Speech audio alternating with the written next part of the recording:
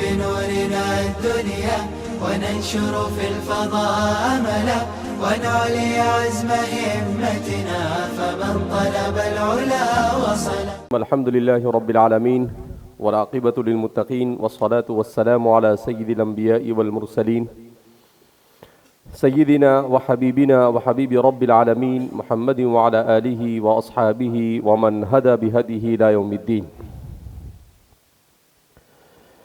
رسول اللہ صلی اللہ علیہ وسلم کی سیرت طیبہ پر گفتگو ہو رہی تھی. آپ صلی اللہ علیہ وسلم کی سیرت کو بیان کرتے ہوئے نبی کریم صلی اللہ علیہ وسلم کے بچپن کو، آپ کی جوانی کو، آپ کو ملنے والی نبوت کے زمانے کو اور نبوت کے بعد تقریباً مکہ مکرمہ کی زندگی کے ہم 8 یا 9 سال پر مختصراً روشنی ڈال چکے. آج کا ہمارا جو موضوع ہے وہ 2 چیزیں ہیں. ایک ہے رسول اللہ صلی اللہ علیہ وسلم کی مکی زندگی کے چند اہم ترین واقعات. آپ صلی اللہ علیہ وسلم کی مکی زندگی میں بہت ہی پریشانیاں آئی، بہت ساری مصیبتیں آپ کو جھیلنی پڑی. ایسے موقع پر آپ صلی اللہ علیہ وسلم کو تسلی دینے کے لیے اور آپ کے مورل کو مضبوط رکھنے کے لیے، اسٹرانگ رکھنے کے لیے اللہ رب العزت نے آپ کو معراج کروائی. تو واقع اسراء اور معراج، چونکہ قرآن کریم نے اس کو بیان کیا ہے، سبحان الذی اسری بعبدہ لیلا من المسجد الحرام الی المسجد الاقصی الذی بارکنا حولہ لنریہ من آیاتنا. اس لیے اس کے ضمن میں اس وقت امت مسلمہ جو ایک بہت ہی نازک مسئلے سے گزر رہی ہے، جس کو قضیہ فلسطین کہا جاتا ہے، وہ بھی اس کے ضمن میں آئے گا. لہذا اس پر بھی ہم تفصیل کے ساتھ روشنی ڈالنے کی کوشش کریں گے تاکہ ہم مسلمانوں کو اس بات کا ادراک ہو سکے کہ ایک مسلمان کو اس قضیے کو اور اس مسئلے کو کس طریقے سے سوچنا چاہیے، اور اس سلسلے میں ہم اپنے یہاں پر بیٹھ کر کیا کر سکتے ہیں. بہرحال تو آپ صلی اللہ علیہ وسلم کی سیرت کے ضمن میں بیان کیا جا رہا ہے شعب ابی طالب، معاشرتی بائیکاٹ. آپ صلی اللہ علیہ وسلم نے جب دعوت کا کام شروع کیا تو اس کے بعد کفار مکہ نے ہر طرح سے آپ کو لالچ دے کر اپنے اس مشن کو روکنے کی کوشش کی اور کہا کہ اگر آپ کو مال چاہیے، جتنا چاہیے آپ کو مال دے دیتے ہیں، اگر آپ کو بادشاہ بننا ہے ہم آپ کو بادشاہ بنا دیتے ہیں. قرآن کریم ایک جگہ پر کہتا ہے کذبت قوم نوح المرسلین اذ قال لهم اخوهم نوح الا تتقون وما اسألكم علیہ من اجر ان اجری الا علی رب العالمین. یہ 2 چیزیں نبی نے کی کہ ان 2 چیزوں پر اگر امت اور انسانیت آ جاتی ہے تو انسانیت کے دنیا اور آخرت کے تمام مسائل حل ہو جاتے ہیں. ایک اللہ کی وحدانیت کو تسلیم کر لے اور دوسرے زندگی کی ہر موڑ پر تقوی کو اختیار کر لے وے، یعنی صرف اللہ کی کہی ہوئی بات کے مطابق عمل کرے، جن چیزوں سے اللہ نے روکا ہے ان سے رک جائے. اور تیسری بات انبیاء کرام علیہم السلام یہ کیا کرتے تھے کہ دنیا میں جو بھی انسان کھڑا ہوتا ہے کسی مشن کو، کسی تحریک کو لے کر، تو اس انسان کے سلسلے میں انسانی معاشرہ جو سوچتا ہے وہ کیا سوچتا ہے کہ یہ بھائی کو کچھ پیسے ویسے چاہیے ہوگے. تو اس لیے ہر نبی کی زبان سے اللہ رب العزت نے یہ بات کہلوائی ما اسألکم علیہ اجرا ان اجری الا علی رب العالمین، کہ میں جو بھی دعوت دے رہا ہوں اور جس چیز کی طرف بلا رہا ہوں سارے لوگ بھی اس پر آ جائے تو میں تم سے اس پر کوئی پیسے نہیں مانگتا، میرا کوئی ڈیمانڈ نہیں تم سے. کہا کہ پھر ایسا تو کیسے ہو سکتا ہے کہ دنیا کے اندر میں انسان بغیر ڈیمانڈ کے کام کرے؟ ہر انسان کام کرنے والے کا کوئی نہ کوئی ڈیمانڈ ہوتا ہے. کہا نہیں، ان اجری الا علی رب العالمین، میرا اجر یہ صرف رب العالمین کے اوپر ہے، یعنی مجھے جو کچھ دینا ہوگا اپنی اس محنت پر وہ اللہ دے گا۔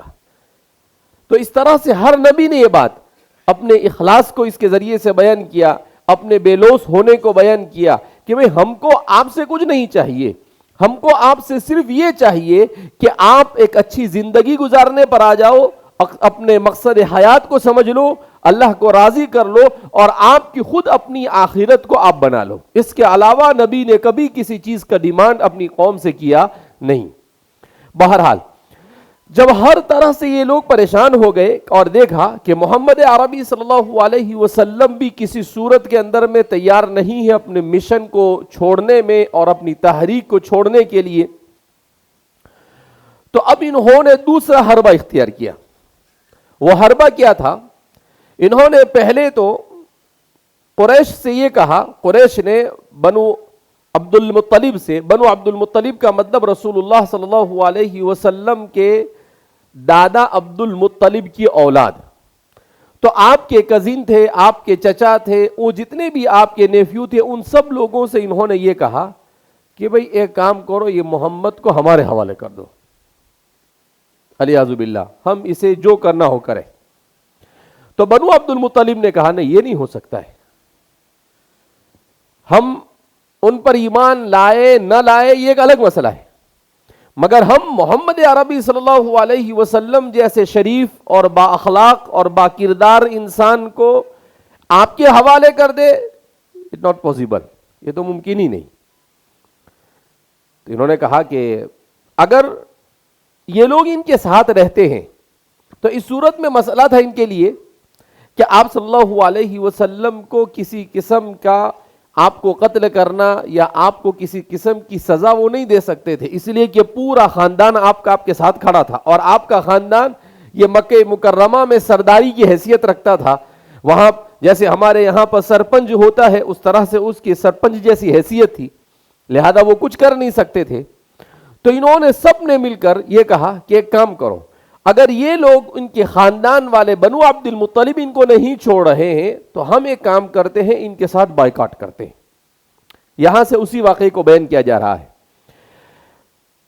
شعب عربی زبان میں گھاٹی کو کہتے ہیں، دو اونچے پہاڑوں کے درمیان جو راستہ یا تنگ میدان ہوتا ہے اسے گھاٹی کہا جاتا ہے۔ عرب کے دستور کے مطابق یہ گھاٹیاں قبیلوں کی ملکیت ہوتی تھی، انہی میں ایک گھاٹی حضرت ابو طالب کے ورثہ میں ملی تھی، یعنی وراثت میں ان کو ملی تھی اپنے آبا و اجداد سے، جو شعب ابی طالب کے نام سے مشہور تھی۔ نبوت کے 7ویں سال مکہ مکرمہ کے تمام سردار ایک جگہ جمع ہوئے اور سب نے مل کر یہ عہد نامہ لکھا کہ جب تک بنو ہاشم اور بنو عبد المطلب محمد صلی اللہ علیہ وسلم کو ہمارے حوالے نہیں کرتے، کوئی شخص بھی محمد صلی اللہ علیہ وسلم کے خاندان بنو ہاشم اور بنو عبد المطلب سے میل جول اور تعلق نہیں رکھے گا۔ نمبر 2، ان کے ساتھ کسی قسم کی خرید و فروخت نہیں کی جائے گی۔ نمبر 3، اور نہ ہی ان کے خاندان میں کسی سے شادی بیاہ کیا جائے گا۔ نمبر 4، کوئی ان کو مہمان نہیں ٹھہرا سکتا، نہ ہی انہیں کھانے پینے کا کوئی سامان دیا جا سکتا ہے۔ تو آپ صلی اللہ علیہ وسلم کے خاندان کے اوپر انہوں نے اس طرح سے یہ بائیکاٹ کیا کہ بھئی ان کا بائیکاٹ کیا جاوے۔ اس کا مطلب کیا ہے کہ بائیکاٹ یہ ہمارے زمانے کی کوئی نئی چیز نہیں ہے، بلکہ یہ پہلے زمانے سے چلایا کہ انسان جب کسی تحریک اور کسی بھی مذہب کے ماننے والے یا کسی چیز پر اصرار کے ساتھ رہنے والے ہو، جب وہ جو سمجھ جاتا ہے کہ بھئی ہمارا کوئی حربہ کامیاب ہو رہا نہیں، تو وہ اخیر میں وہ کیا کرتا ہے، وہ بائیکاٹ پر اتر آتا ہے تاکہ اس کو ہر اعتبار سے، اکنومیکل اعتبار سے، مورل اعتبار سے، اور اس کو ہر اعتبار سے توڑ دیا جائے، پولیٹیکل اعتبار سے، ہر اعتبار سے اسے توڑ دیا جائے۔ اس عہد نامے پر مکہ کے 40 سرداروں نے دستخط کیے اور اسے خانہ کعبہ کی دیوار پر لگا دیا۔ اس عہد نامے کے مطابق حضرت محمد عربی صلی اللہ علیہ وسلم اور مسلمانوں کو مکہ سے نکال دیا گیا۔ حضرت محمد عربی صلی اللہ علیہ وسلم کے خاندان بنو ہاشم اور بنو عبد المطلب کہ وہ افراد جنہوں نے اسلام قبول نہیں کیا تھا وہ بھی مکہ کے باہر شعب ابی طالب میں چلے گئے، یعنی جو مسلمان تھے وہ بھی اور جو مسلمان نہیں تھے وہ بھی۔ آپ دیکھ سکتے ہیں یہ شعب ابی طالب ہے، آپ صلی اللہ علیہ وسلم کو جو جہاں پر رہے تھے، اب مکہ مکرمہ کا جو حرم دکھ رہا ہے اس سے کچھ دوری کے فاصلے پر ہے۔ یہ بائیکاٹ تقریباً 3 سال جاری رہا۔ آپ صلی اللہ علیہ وسلم اور آپ کے ساتھ موجود افراد نے بے انتہا مشقتیں اٹھائی، پھر قریش کے سنجیدہ لوگوں کی کوششوں سے یہ بائیکاٹ ختم ہوا۔ عارضی لاک ڈاؤن سے تنگ آنے والے صرف ایک بار ہمارے آقا صلی اللہ علیہ وسلم کے شعب ابی طالب کی اس تنگ اور دشوار گزار گھاٹی کے 3 سال ضرور یاد کر لیجئے گا، جہاں ہمارے پیارے رسول اللہ صلی اللہ علیہ وسلم نے اپنے خاندان کے ساتھ سخت ترین 3 سال معاشی اور معاشرتی بائیکاٹ کے گزارے۔ ان میں شیرخوار بچے بھی تھے، عورتیں بھی اور بزرگ بھی تھے، بھوک اور پیاس اور افلاسی کے ساتھ انہوں نے زندگی 3 سال گزارے۔ انہوں نے خود رسول اللہ صلی اللہ علیہ وسلم کے بعض جنہوں نے آپ صلی اللہ علیہ وسلم کے ساتھ وہاں زندگی گزاری، وہ فرماتے ہیں کہ بعض مرتبہ ایسا بھی ہوتا تھا، بلکہ اکثر ایسا ہوتا تھا کہ ہم لوگ درختوں کے پتے چبا کر کھاتے تھے، اس لیے کہ ہمارے پاس کھانے کے لیے کچھ نہیں ہوتا تھا۔ بہرحال اب آپ صلی اللہ علیہ وسلم کے خاندان کا یہ جو نظام ہے، یہ وہ پورا نظام یہ ہوا کہ 3 سال تک بائیکاٹ کیا، مگر پھر کچھ لوگوں جو کافر ہی تھے حالانکہ، مگر اس کے باوجود بھی ان کے ذہن کے اندر میں یہ بات آئی کہ بھئی یہ تو کوئی بات نہیں ہوئی، کیونکہ اس لیے کہ پورے قریش وہاں پر رہتے تھے، اور جب پورے قریش وہاں پر رہتے تھے تو ظاہر سی بات ہے کہ قریش کا وہاں پر رہنا اور وہاں پر رہتے ہوئے بھی اپنے ہی لوگوں کو بھوکا دیکھنا، تو کچھ تو انسانوں میں ضمیر ہوتا ہے۔ تو جاہل تھے مگر اس کے باوجود بھی وہ زندہ دل لوگ تھے۔ تو 3 سال کے بعد انہوں نے کہا کہ بھائی نہیں، یہ نہیں چلے گا، یہ سب ختم کرو، تم کو جو کرنا ہو کرو، لیکن آپ اس طریقے سے لوگوں کو، اپنے ہی لوگوں کو بھوکے اور پیاسے چھوڑ دو۔ کہا کہ یہ کسی صورت میں برداشت ہوگا نہیں۔ تو بہرحال اس طریقے سے آپ صلی اللہ علیہ وسلم پر کیے گئے اس بائیکاٹ کو ختم کیا گیا۔ البتہ آپ صلی اللہ علیہ وسلم کے اس بائیکاٹ کے درمیان سن نبوی 10 میں، یعنی نبوت کے ملنے کے 10ویں سال، آپ صلی اللہ علیہ وسلم کو سپورٹ کرنے والے اور رسول اللہ صلی اللہ علیہ وسلم کی مدد کرنے والے 2 اہم ترین شخصیت وہ اس دنیا سے رخصت ہو گئی۔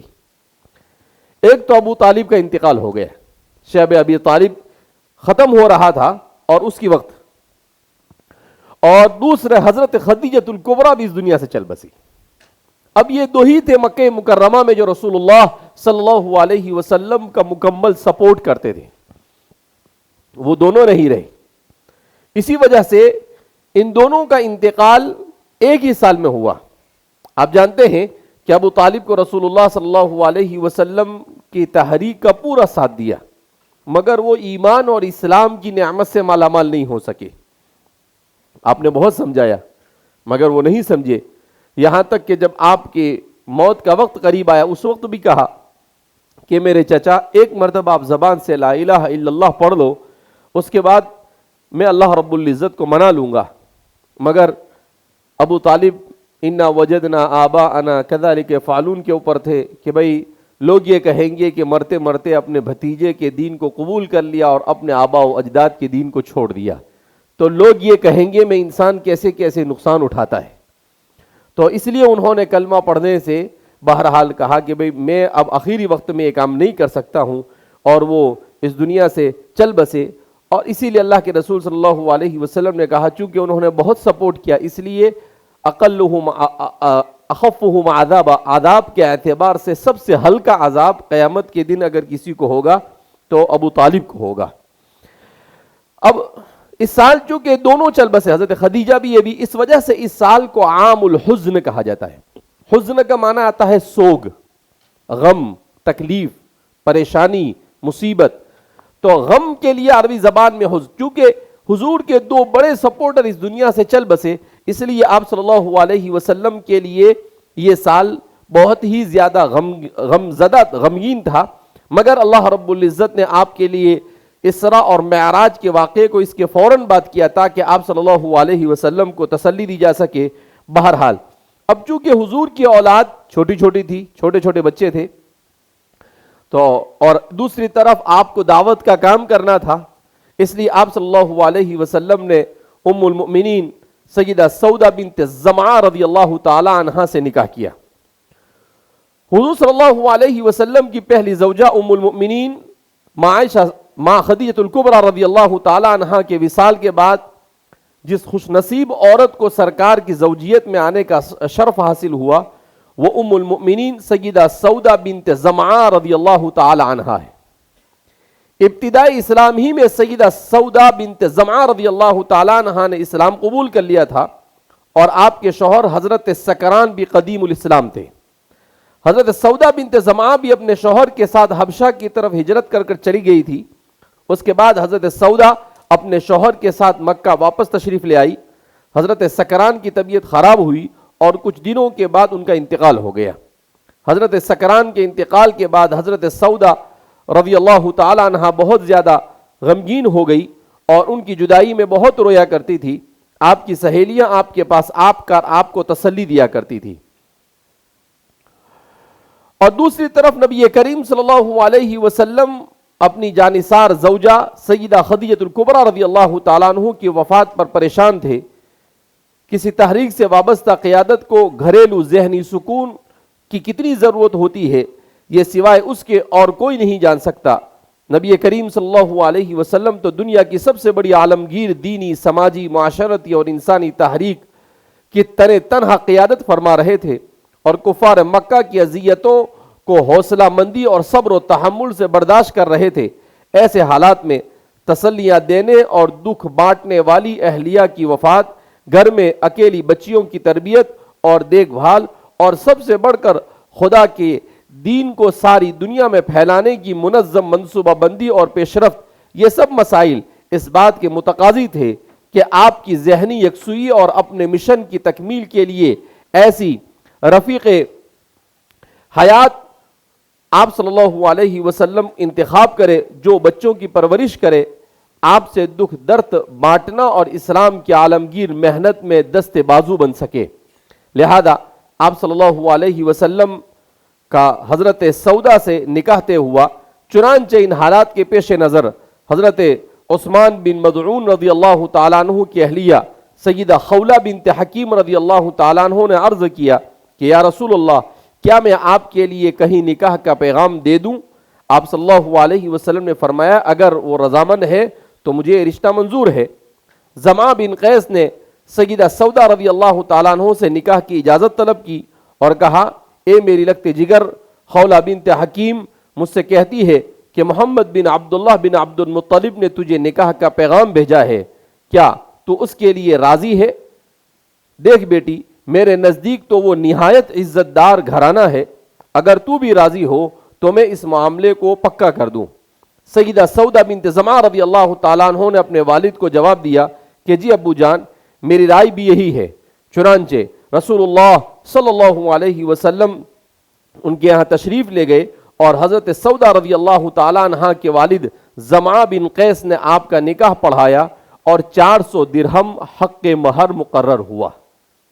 تو اس طرح سے آپ صلی اللہ علیہ وسلم کا یہ دوسرا نکاح ہوا۔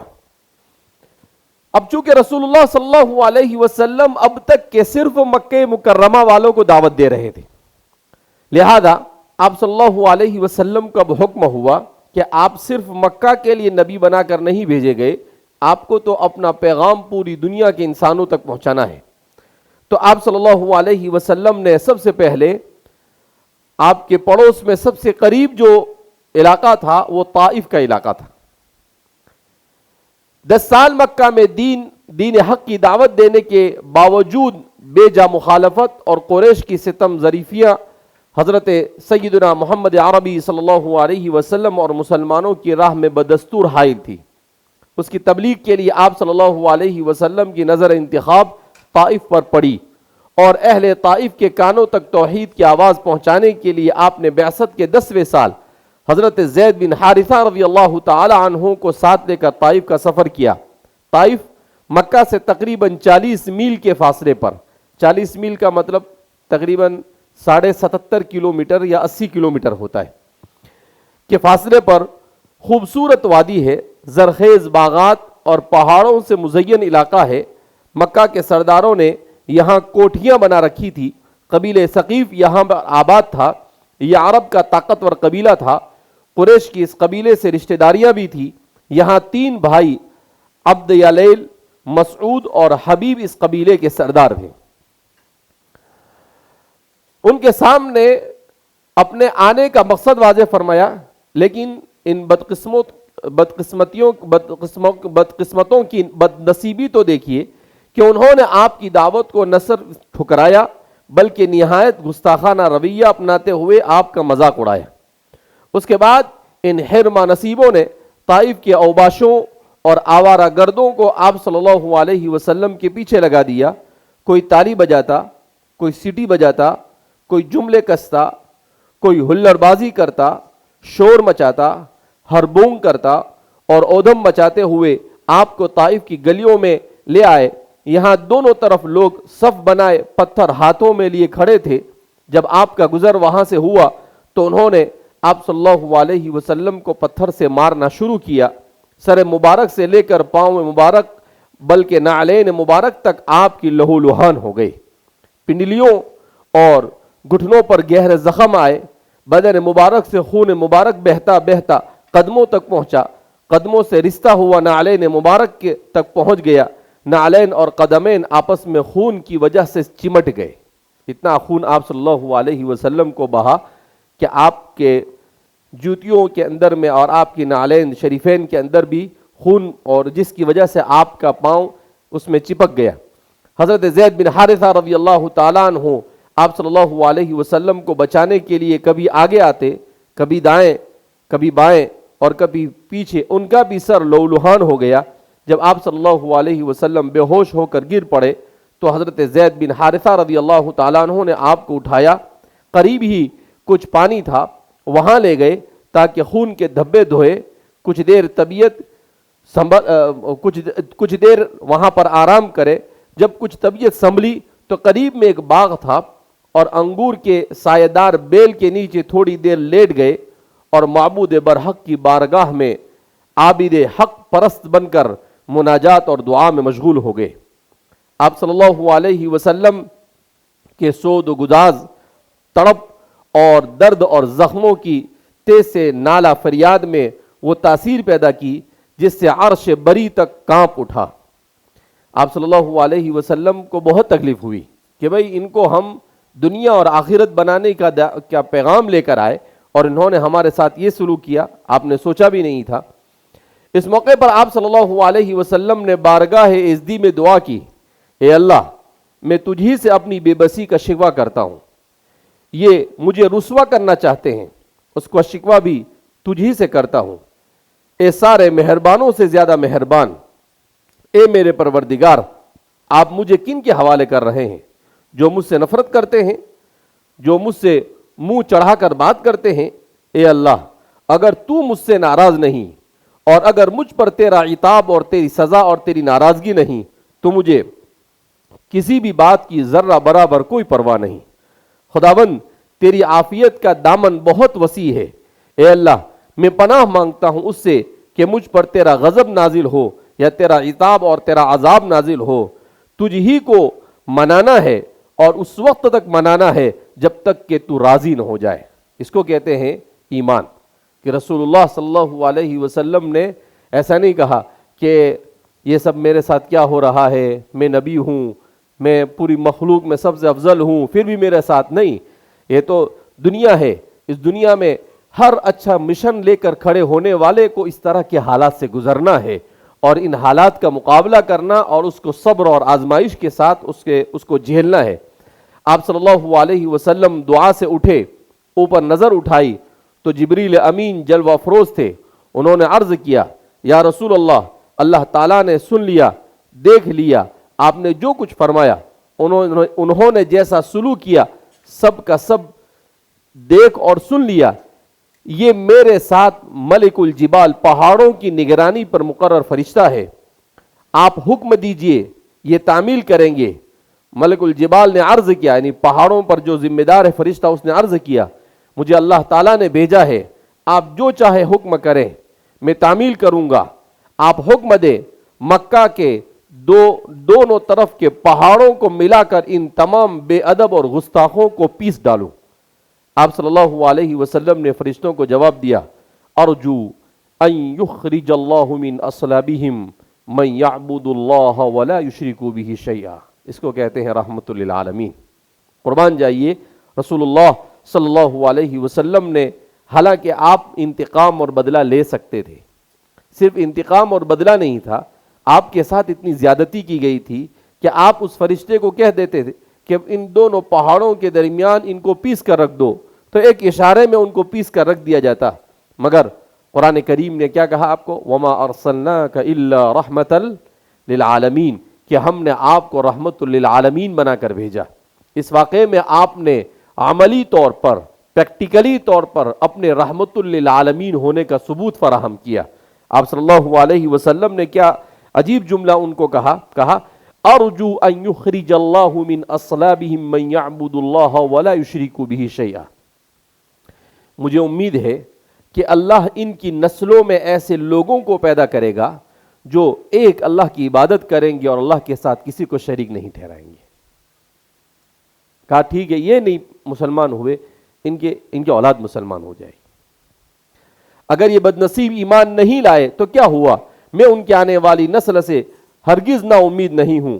مجھے اللہ کی ذات پر مکمل یقین اور بھروسہ ہے کہ وہ ان کی نسلوں میں ایسے لوگ پیدا فرمائے گا جو اللہ کی توحید کے قائل اور شرک سے بیزار ہوں گے. اور اللہ کے رسول صلی اللہ علیہ وسلم کے اس دعا نے ایسا اثر کیا کہ ہمارے ہندوستان میں اسلام پہنچانے والا قبیلے بنو ثقیف ہے. ہندوستان میں جو اسلام پہنچا ہے, تو ہندوستان میں اسلام کس نے پہنچایا؟ قبیلے بنو ثقیف نے. طائف کے رہنے والے تھے لوگ. قبیلے بنو ثقیف نے ہندوستان میں کیسے اسلام پہنچایا, چھوٹا سا اس کے اوپر میں آپ کو بتا دیتا ہوں 2 منٹ میں. رسول اللہ صلی اللہ علیہ وسلم وہاں سے تو آ گئے, اس کے بعد مکہ فتح ہوا. مکہ فتح ہونے کے بعد واقع حنین پیش آیا. واقع حنین یہ طائف ہی کی طرف پیش آیا. تو اس حنین کے موقع پر مسلمانوں کو کامیابی ملی. قرآن کریم نے اس کا ذکر کیا, وَيَوْمَ حُنَيْنٍ إِذْ أَعْجَبَتْكُمْ كَثْرَتُكُمْ وَلَمْ تُغْنِ عَنْكُمْ فِئَتُكُمْ شَيْئًا وَلَوْ كَثُرَتْ. تو قرآن کریم نے اس کا واقعے کو بیان کیا, اور پھر اس کے بعد وہ طائف والے سب اسلام میں داخل ہو گئے. تو اللہ کے رسول صلی اللہ علیہ وسلم نے حضرت عثمان ابن ابی العاص الثقفی کو طائف کا والی بنائے. حضرت عثمان ابن ابی العاص الثقفی حضرت عمر کے زمانے تک یہ طائف کے گورنر رہے. پھر اس کے بعد حضرت عمر رضی اللہ تعالیٰ عنہ کے زمانے میں ان کو بحرین بھیجا گیا, اور وہ بحرین کے گورنر ہوئے. جب بحرین کے گورنر تھے تو سمندر کے کنارے پر وہ آئے, تو انہوں نے پوچھا ما وراء هذا البحر, کہ یہ سمندر کے اس پار تو ہم ہیں, مگر یہ سمندر کے اس پار کیا ہے؟ تو وہاں کے لوگوں نے کہا الہند, سمندر کے اس پار ہندوستان ہے. تو انہوں نے سوال کیا هل بلغتم الاسلام, کیا تم نے ہندوستانیوں تک اسلام پہنچایا؟ تو انہوں نے کہا نہیں, ہم نے ہندوستان لوگوں تک اسلام نہیں پہنچایا. تو کہا بہت غلط کیا, اسلام پہنچانا چاہیے ان کو. انہوں نے اپنے بھائی حضرت حکم ابن ابی العاص الثقفی اور حضرت مغیرہ ابن ابی العاص الثقفی دونوں کو بلایا اور کہا جہزوا السفن, کشتیاں تیار کرو اور کچھ لوگوں کو اس پر سوار کرو اور نکل جاؤ ہندوستان کی طرف. تو حضرت حکم ابن ابی العاص الثقفی, یہ اس وقت بمبئی نہیں تھا, بمبئی تو ابھی بسا ہے, تھانہ کے علاقے میں آئے, اور تھانہ سے ہوتے ہوئے آپ بھروچ آئے نرمدا کے کنارے پر, اور اس علاقے کے اندر میں آپ نے اسلام کو پھیلایا. اور حضرت مغیرہ ابن ابی العاص الثقفی وہ دوسرے راستے سے وہ گئے تھے دبیل، جس کو اس زمانے میں دبیل کہتے تھے، اس وقت اس کو کراچی کہا جاتا ہے. تو حضرت مغیرہ وہ کراچی گئے اور وہاں پر انہوں نے اسلام پھیلایا. اللہ کا کرنا ایسا کہ حضرات صحابہ کی برکت آج بھی پائی جاتی ہے. جن جن علاقوں میں حضرات صحابہ آئے ان علاقوں میں مسلمان ہر اعتبار سے مضبوط ہے. آج بھی 1400 سال کے بعد سب سے زیادہ مدرسے ہمارے اسی علاقے میں پائے جاتے ہیں، اور وہاں پر کراچی میں بھی سب سے زیادہ دینی ادارے اور دینی کام اسی علاقے میں ہوتا ہے. تو ان کی برکتیں آج بھی پائی جاتی ہے. تو اس طرح سے پھر اس کے بعد حجاج بن یوسف کے زمانے میں اس کے 60-70 سال کے بعد بھی جب اسلام آیا تو سندھ میں محمد بن قاسم آئے، وہ بھی قبیلے بنو ثقیف سے تعلق رکھتے تھے. میں نے اس سے پہلے ایک بار ریسرچ کیا تھا تو کہ کتنے صحابہ آئے اور کتنے تابعین آئے اور وہ کون کون تھے، ان کے نام کیا تھے، سب جمع کیا تھا. میں نے ایک آرٹیکل لکھا تھا اردو میں، اس میں ساری چیزیں ہیں. تو اس میں سب سے زیادہ لوگ قبیلے بنو ثقیف سے تعلق رکھتے تھے. تو اس لیے میں نے اس پر ایک نوٹ لکھا کہ طائف کا سفر رسول اللہ صلی اللہ علیہ وسلم کے لیے بہت تکلیف دہ سفر تھا، مگر ہندوستان والوں کے لیے قسمت کھولنے والا سفر تھا کہ آپ نے اتنی تکلیف میں جو دعا دی ان لوگوں کو، تو ایسے ہی رسول کی دعا اللہ کے یہاں پر قبول ہوتی ہے، اور اتنی تکلیف کے جو دعا دی جاتی ہے اس کی قبولیت میں کوئی شک اور شبہ واقع نہیں رہتا ہے. تو اللہ نے انہی قبیلے بنو ثقیف سے یہاں پر اسلام بھیجا، اور انہی کی برکت سے آج بھی ہندوستان، پاکستان، بنگلہ دیش، برما، نیپال، ان سب کو اگر ملایا جائے تو مسلمان دنیا کے 1/3 اسی علاقے میں ہے. ان سب کا ثواب، عبادتوں کا ثواب قبیلے بنو ثقیف کے ان لوگوں کو ملے گا جو یہاں پر اسلام لے کر آئے. ہمارے ہندوستان میں 20 کروڑ، پاکستان میں 20 کروڑ، بنگلہ دیش میں 20 کروڑ، اور دوسرے چھوٹے چھوٹے جو ریاستیں ہیں مالدیپ وغیرہ، وہاں پر تو تقریباً 70-80 کروڑ مسلمان پائے جاتے ہیں اس علاقے میں، دنیا کا 1/3. یہ سب کے سب ان لوگوں کی برکت. بہرحال اللہ رب العزت جن لوگوں نے بھی ہم تک اسلام پہنچایا انہیں اس کا بہترین بدلہ عطا فرمائے اور اسلام کی قدردانی کی توفیق مرحمت فرمائے. آپ صلی اللہ علیہ وسلم کا سفر معراج، رسول اللہ صلی اللہ علیہ وسلم کو جسم اور روح کے ساتھ بیداری کی حالت میں مسجد حرام سے مسجد اقصی اور پھر وہاں سے 7 وہ آسمان، سدرۃ المنتہا، جنت اور جہنم، اور جہاں تک اللہ نے چاہا ان مقامات کی سیر کرائی گئی. اس سفر کو اسراء اور معراج کہا جاتا ہے. آپ صلی اللہ علیہ وسلم کے اس سفر کے 2 حصے، ایک حصہ ہے جس کو اسراء کہتے ہیں اور دوسرا حصہ ہے جس کو معراج کہا جاتا ہے. جس کو اسراء کہتے ہیں وہ کون سا حصہ ہے؟ آپ صلی اللہ علیہ وسلم کو مسجد حرام سے حضرت ام ہانی رضی اللہ تعالی عنہ کے گھر سے ایک روایت کے مطابق، اور ایک روایت کے مطابق بیت اللہ شریف کے قریب سے براق پر رسول اللہ صلی اللہ علیہ وسلم کو حضرت جبریل نے سوار کیا. حضور فرماتے ہیں کہ اتانی جبریل، حضرت جبریل علیہ السلام میرے پاس آئے، وہ اور ان کے پاس ایک سواری تھی جس سواری کو حضور نے فرمایا کہ وہ سفید کلر کی تھی، اور وہ جانور وہ گھوڑے سے چھوٹا تھا اور گدھے سے بڑا تھا. آپ صلی اللہ علیہ وسلم سے کہا کہ آپ اس پر سوار ہو جائیے. آپ صلی اللہ علیہ وسلم سوار ہوئے. بہت ساری تفصیلات اس پر مستقل کتابیں لکھی گئی ہے. پھر آپ صلی اللہ علیہ وسلم کو اس پر سوار کرنے سے پہلے آپ کے قلب اطہر کو زمزم کے پانی سے دھویا گیا تھا. جیسے اس سے پہلے بچپن میں دھویا تھا 2 مرتبہ، اسی طریقے سے اس وقت بھی معراج کے وقت بھی آپ کے قلب اطہر کو زمزم کے پانی سے دھویا گیا. اور پھر آپ صلی اللہ علیہ وسلم کو کہا کہ آپ سوار ہو جائے. حضور فرماتے ہیں کہ اس کی رفتار اتنی تھی، جہاں نظر پڑتی تھی ایک قدم یہاں تو دوسرا قدم وہاں ہوتا تھا جہاں پر نظر پڑتی تھی. دوسرا قدم کہاں ہوتا تھا؟ جہاں پر نظر پڑتی تھی. وہ آپ صلی اللہ علیہ وسلم کو مدینہ، ملک شام اور وہاں سے ہوتے ہوئے فلسطین لے گئے. اس پورے سفر کو جو زمین پر ہوا، مکہ مکرمہ سے مدینہ تک، اس پورے سفر کو کیا کہا جاتا ہے؟ اسرا. کیا کہتے ہیں اس کو؟ قرآن نے اس کو بیان کیا سبحان الذی اسرا بعبدہ. تو اسرا یہ فعل ہے، اس کا مطلب رات کے وقت ایک جگہ سے دوسری جگہ پر جانا. تو آپ صلی اللہ علیہ وسلم کو یہ پورا سفر، پھر اس کے بعد وہاں سے بیت المقدس سے آپ صلی اللہ علیہ وسلم کو پہلا، دوسرا، تیسرا، چوتھا، پانچواں، چھٹا اور ساتواں، 7 آسمان پر لے گئے. پھر اس کے بعد آپ سدرۃ المنتہا پر گئے. پھر اس کے بعد آپ عرش پر گئے. اللہ رب العزت سے آپ کی ملاقات ہوئی اور اللہ رب العزت نے بطور تحفے کہ آپ کو نماز مرحمت فرمائی. تو اس پورے سفر کو دوسرا جو حصہ ہے اس کو معراج کہا جاتا ہے. یہاں پر اسی کو بیان کیا جا رہا ہے. نبی کریم صلی اللہ علیہ وسلم حضرت ام ہانی رضی اللہ تعالیٰ عنہ کے مکان میں استراحت فرما رہے تھے، آرام فرما رہے تھے. جبریل امین اترے، نبی کریم صلی اللہ علیہ وسلم کو مسجد حرام لے جایا گیا. وہاں آپ کے سینے مبارک کو چاک کر کے قلب اطہر کو آب زمزم سے دھویا گیا. بعد ازاں مسجد اقصیٰ کی جانب روانہ ہوئے. اس راستے میں آپ کو عجائبات دکھلائے گئے. مسجد اقصیٰ پہنچ کر رسول اللہ صلی اللہ علیہ وسلم نے انبیاء کی امامت فرمائی. اس کے بعد ملائکہ کی معیت میں آسمانوں کی جانب روانہ ہوئے اور آسمانوں میں آپ صلی اللہ علیہ وسلم نے مختلف انبیاء کرام علیہم السلام، سیدنا حضرت آدم، سیدنا حضرت یحییٰ، سیدنا حضرت عیسیٰ، سیدنا حضرت یوسف، سیدنا حضرت ادریس، سیدنا حضرت ہارون، سیدنا حضرت موسیٰ اور سیدنا حضرت ابراہیم علیہم الصلوات والتسلیمات سے ملاقات فرمائی.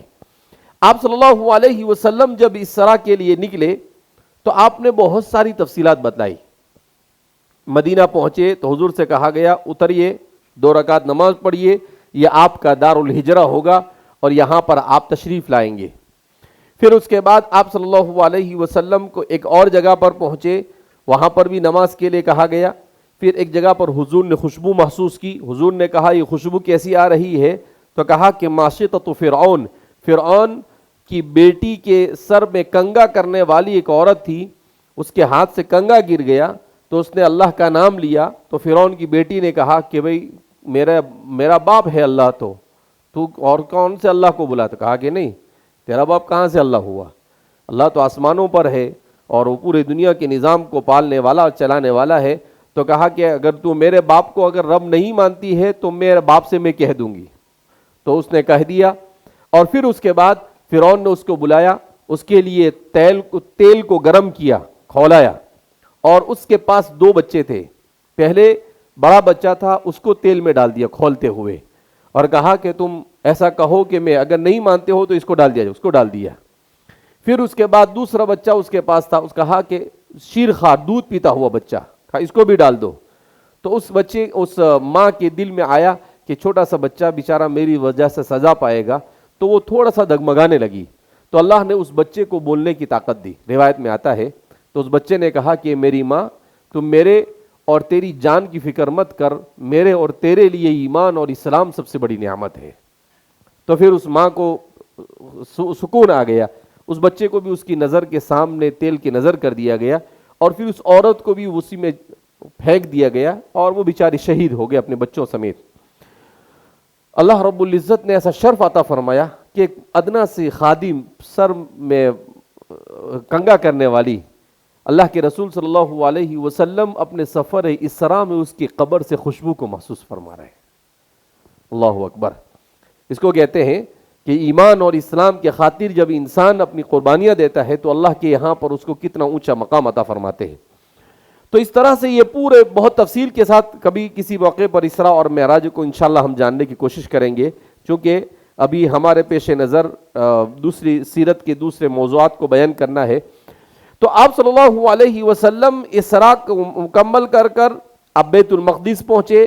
بیت المقدس پہنچ کر آپ صلی اللہ علیہ وسلم کو کہا گیا کہ اب آپ تمام انبیاء کو جمع کیا گیا، یعنی حضرت آدم علیہ السلام سے لے کر حضرت عیسیٰ علیہ السلام تک جتنے بھی نبی آئے تھے ان سب نبیوں کو جمع کیا گیا اور سارے نبی آئے اور حضور نے مسجد اقصیٰ کے محراب میں کھڑے ہو کر ان سب کو نماز پڑھائی. آپ اسی لیے امام الانبیاء کہے گئے کہ تمام انبیاء کے امام ہیں. تو اس سے اندازہ لگایا جا سکتا ہے کہ یہ مسجد کتنی مقدس ہے، جہاں پر دنیا میں کبھی بھی ایسا اجتماع کہ اتنے سارے انبیاء ایک جگہ پر جمع ہوئے ہو، یہ کبھی مکہ اور مدینہ میں بھی نہیں ہوا، مگر کہاں پر ہوا؟ مسجد اقصی میں یہ واقعہ پیش آیا. تو آپ صلی اللہ علیہ وسلم کے سفر معراج، پھر آپ صلی اللہ علیہ وسلم کو سدرۃ المنتہا کی طرف بلند کیا گیا. اس مقام پر آپ صلی اللہ علیہ وسلم نے جبریل امین کو اصلی صورت میں دیکھا، حضرت جبریل کو ان کی اصل صورت میں دیکھا. نیز اللہ جل شانہ کی تجلیات اور انوارات کا مشاہدہ کیا. آپ صلی اللہ علیہ وسلم فرماتے ہیں کہ اللہ کا عرش اتنا خوبصورت ہے کہ میرے پاس اس کو بیان کرنے کے لیے الفاظ نہیں. اور جب انسان جنت میں جائے گا مرنے کے بعد تو اللہ کا عرش ایسے ہی ہوگا اس کے لیے جیسے آج ہمارے لیے آسمان ہے، یعنی اللہ کے عرش کے نیچے جنت ہے. بہرحال لوگ جنت اور حور اور ان چیزوں کی مذاق اڑاتے رہے، مگر یہ ساری حقیقتیں ہیں جس کا انکار کیا جا سکتا نہیں ہے. مذاق کرنے والے کو وَإِن تَسْخَرُوا مِنَّا فَإِنَّا نَسْخَرُ مِنْكُمْ كَمَا تَسْخَرُونَ، حضرت نوح علیہ السلام کی قوم نے جب مذاق اڑایا تو حضرت نوح علیہ السلام نے کہا وَإِن تَسْخَرُوا مِنَّا، کوئی بات نہیں، آج تم مذاق اڑا لو. اِنَّا نَسْخَرُ مِنْكُمْ كَمَا تَسْخَرُونَ کا ایک دن وہ بھی آئے گا کہ ہم تمہارا مذاق اڑائیں گے، کہ بہت مذاق اڑاتے تھے، لے اب چک مذاق. بہرحال یہاں سے مقام صریف الاقلام اور پھر مقام صریف الاقلام سے بارگاہ اقدس میں پہنچے. صریف الاقلام یعنی جہاں پر ساری دنیا کی تقدیریں لکھی جاتی ہیں اس جگہ پر، اور پھر وہاں سے آپ اللہ کے دربار میں پہنچے. وہاں بارگاہ الہی میں سجدہ بجا لائے، اور حضور جب اللہ کے دربار میں پہنچے تو آپ سجدے میں گر گئے اور بلا واسطہ کلام خداوندی سے سرفراز ہوئے. ہیومن بینگ کی ہسٹری میں، انسانی تاریخ میں حضور صلی اللہ علیہ وسلم صرف اونلی ون پرسن، صرف آپ ہی ایک ایسی شخصیت ہے جن کو زندگی میں موت سے پہلے اللہ سے گفتگو کرنے کا شرف حاصل ہوا. اس کے علاوہ حضرت موسیٰ علیہ السلام کو حاصل ہوا، مگر وہ زمین پر، مگر اللہ کے رسول صلی اللہ علیہ وسلم کو عرش پر بلا کر اللہ رب العزت نے یہ شرف عطا فرمایا. بہرحال اسی موقع پر نماز فرض کی گئی. یہاں سے واپسی پر آپ صلی اللہ علیہ وسلم دوبارہ بیت المقدس میں اترے، وہاں سے براق پر سوار ہو کر صبح سے قبل مکہ مکرمہ پہنچ گئے. بعض روایتوں میں آتا ہے کہ آپ صلی اللہ علیہ وسلم کا یہ سفر بڑا حیرت انگیز تھا، یہاں تک کہ بیان کیا جاتا ہے کہ آپ صلی اللہ علیہ وسلم کا یہ سفر حضرت ام ہانی کے گھر سے نکلے تو جس کنڈی کو آپ نے کھولا تھا وہ ابھی ہل رہی تھی، اور آپ یہ ساری چیزیں کر کر واپس آ گئے. اسلامی تاریخ میں مسجد اقصی بیت المقدس کی اپنی اہمیت. بیت المقدس کو یورپی زبان میں یروشلم کہتے ہیں، جو انبیاء کا مسکن رہا ہے. قرآن کریم میں اس سرزمین کے بابرکت ہونے کا تذکرہ موجود ہے. قرآن میں اللہ فرماتے ہیں سبحان الذی اسری بعبدہ لیلا من المسجد الحرام الی المسجد الاقصی الذی بارکنا حولہ، کہ پاک ہے وہ ذات جو آپ کو مسجد حرام سے راتوں رات مسجد اقصی تک لے گئے، اور پھر اس کے بعد کیا کہا؟ بارکنا حولہ، ایسی جگہ جس کے ارد گرد ہم نے برکتیں ڈال رکھی ہے. تو آپ صلی اللہ علیہ وسلم بھی یہاں پر تشریف لائے. بیت المقدس جو ہے، اس کے سلسلے میں حضرت ابو ذر غفاری رضی اللہ تعالیٰ عنہ فرماتے ہیں کہ اللہ کا سب سے پہلا گھر عبادت کے لیے روئے زمین پر کون سا بنا؟ تو رسول اللہ صلی اللہ علیہ وسلم نے ارشاد فرمایا کہ ان اول بیت وضع للناس للذی ببکۃ مبارکہ، مکہ مکرمہ میں کعبۃ اللہ.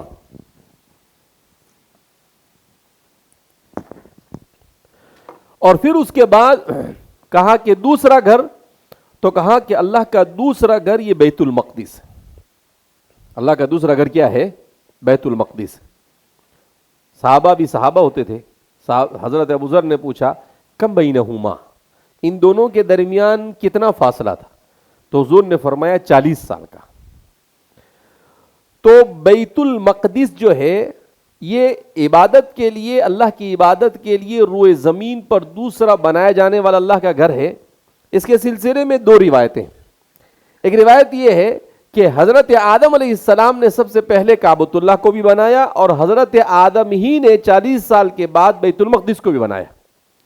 اور ایک روایت کے مطابق کعبۃ اللہ کو بھی سب سے پہلے آدم علیہ السلام سے بھی پہلے حضرات ملائکہ فرشتوں نے بنایا، اور اس کو بھی سب سے پہلے فرشتوں نے بنایا۔ بہرحال تو اس اعتبار سے، ہسٹریکل اعتبار سے اگر ہم دیکھتے ہیں تو یہ ہمیشہ مسلمانوں کا رہا، یہ شہر ہمیشہ سے مسلمانوں کا رہا، لیکن 1948 سے مسلمانوں کا قبضہ محدود ہوتا چلا گیا۔ آج ہم اس کے بارے میں تاریخی اعتبار سے کچھ چیزیں جاننے کی کوشش کرتے ہیں۔ ہندوستان سے مغرب کی سمت میں مکۃ المکرمہ ہے، جہاں مسجد حرام، اور وہاں سے مسجد اقصیٰ تک کی مسافت 1473 کلومیٹر ہے۔ دیکھ رہے ہیں آپ اس کو، آپ اس میں دیکھ سکتے ہیں، یہ مکہ مکرمہ ہے، یہ ہمارا ہندوستان ہے، یہ مغرب ہے، اور پھر اس کے بعد اس سمت میں مسجد اقصیٰ ہے، اور بیچ میں مدینہ منورہ ہے۔ آپ صلی اللہ علیہ وسلم، آپ دیکھ رہے ہوں گے بیچ میں لکھا ہے نا المدینۃ المنورہ۔ تو آپ صلی اللہ علیہ وسلم جب مکہ میں نماز فرض ہوئی تو اس طرح سے نماز پڑھتے تھے کہ دونوں کی طرف رخ ہو جاتا تھا۔ اب جب مدینہ پہنچ گئے تو مدینہ پہنچنے کے بعد مسئلہ ہوا، اس لیے کہ مدینہ کے ایک طرف بیت المقدس تھا اور مدینہ کی دوسری طرف مکہ مکرمہ تھا۔ تو اب مدینہ پہنچنے کے بعد پہلے تو اللہ کے رسول صلی اللہ علیہ وسلم 14 مہینے تک بیت المقدس کی طرف رخ کر نماز پڑھتے رہے، کیونکہ آپ کو حکم دیا گیا، اسی لیے اس کو فرسٹ قبلہ، قبلہ اول بھی کہا جاتا ہے، کہ آپ صلی اللہ علیہ وسلم 14 مہینے کی تک اس طرف رخ کر نماز پڑھتے رہے۔ یہ آپ کے سامنے جو بیت المقدس ہے، اس میں دو عمارتیں، یہ جو ہے اس کو قبۃ الصخرہ کہتے ہیں، یہ جو آپ کو دکھ رہا ہے بیچ میں، یہ قبۃ الصخرہ ہے، اور یہ جو ادھر نظر آ رہا ہے یہ ہے مسجد اقصیٰ۔ چونکہ میں گزشتہ سال الحمدللہ جا کر آیا ہوں، تو میں دیکھ کر آیا ہوں، اتنی بابرکت اور اتنی خوبصورت جگہ ہیں کہ انسان اس کو اپنے الفاظ میں بیان نہیں کر سکتا ہے۔ تو یہ ہے مسجد اقصیٰ۔ میں نے وہاں پر سوال کیا ہمارے ساتھ جو گائیڈ تھے ان کو، چونکہ میں پہلے خود پوری اسٹڈی کرتا تھا، اس کی ہسٹریکل جانتا بھی تھا، اور بھی میں نے اس کو پڑھا واپس وہاں جا کر۔ تو میں نے ان سے سوال کیا کہ اس کو کیوں بنایا گیا قبۃ الصخرہ کو؟ تو اصل میں مسلمانوں نے جب اس کو فتح کیا تو چونکہ بیت المقدس جو ہے، اس بیت المقدس کو حضرت آدم علیہ السلام یا ملائکہ، پھر اس کے بعد حضرت ابراہیم اور سارے انبیاء یہاں پر آتے رہے، پھر حضرت سلیمان علیہ السلام کے زمانے میں جناتوں کے ذریعے سے آپ نے اس کی تعمیر کروائی۔ ہم نے وہ جگہ بھی دیکھی ہے جو جناتوں نے بنائی، بڑے بڑی چٹانیں اور پتھر ہے جس کو بم بنا کر کھڑا کیا گیا ہے، وہ انسان سوچ بھی نہیں سکتا، آج کا کرین بھی اس کو اٹھا نہیں سکتا ہے، اور اس کو اٹھا کر اس مسجد کو وہاں پر بنایا گیا ہے۔ وہ اس کو دیکھو تو ہی سمجھ میں آ جاتا ہے کہ جنات کے علاوہ کوئی اس کو بنا سکتا نہیں ہے۔ تو بہت بڑا یہ پورا جو رقبہ ہے، ویسے اس پورے رقبے کو جیسے مسجد حرام کا حصہ ہے، حرم کہتے ہیں، ایسے اس کو بھی حرم قدس کہا جاتا ہے۔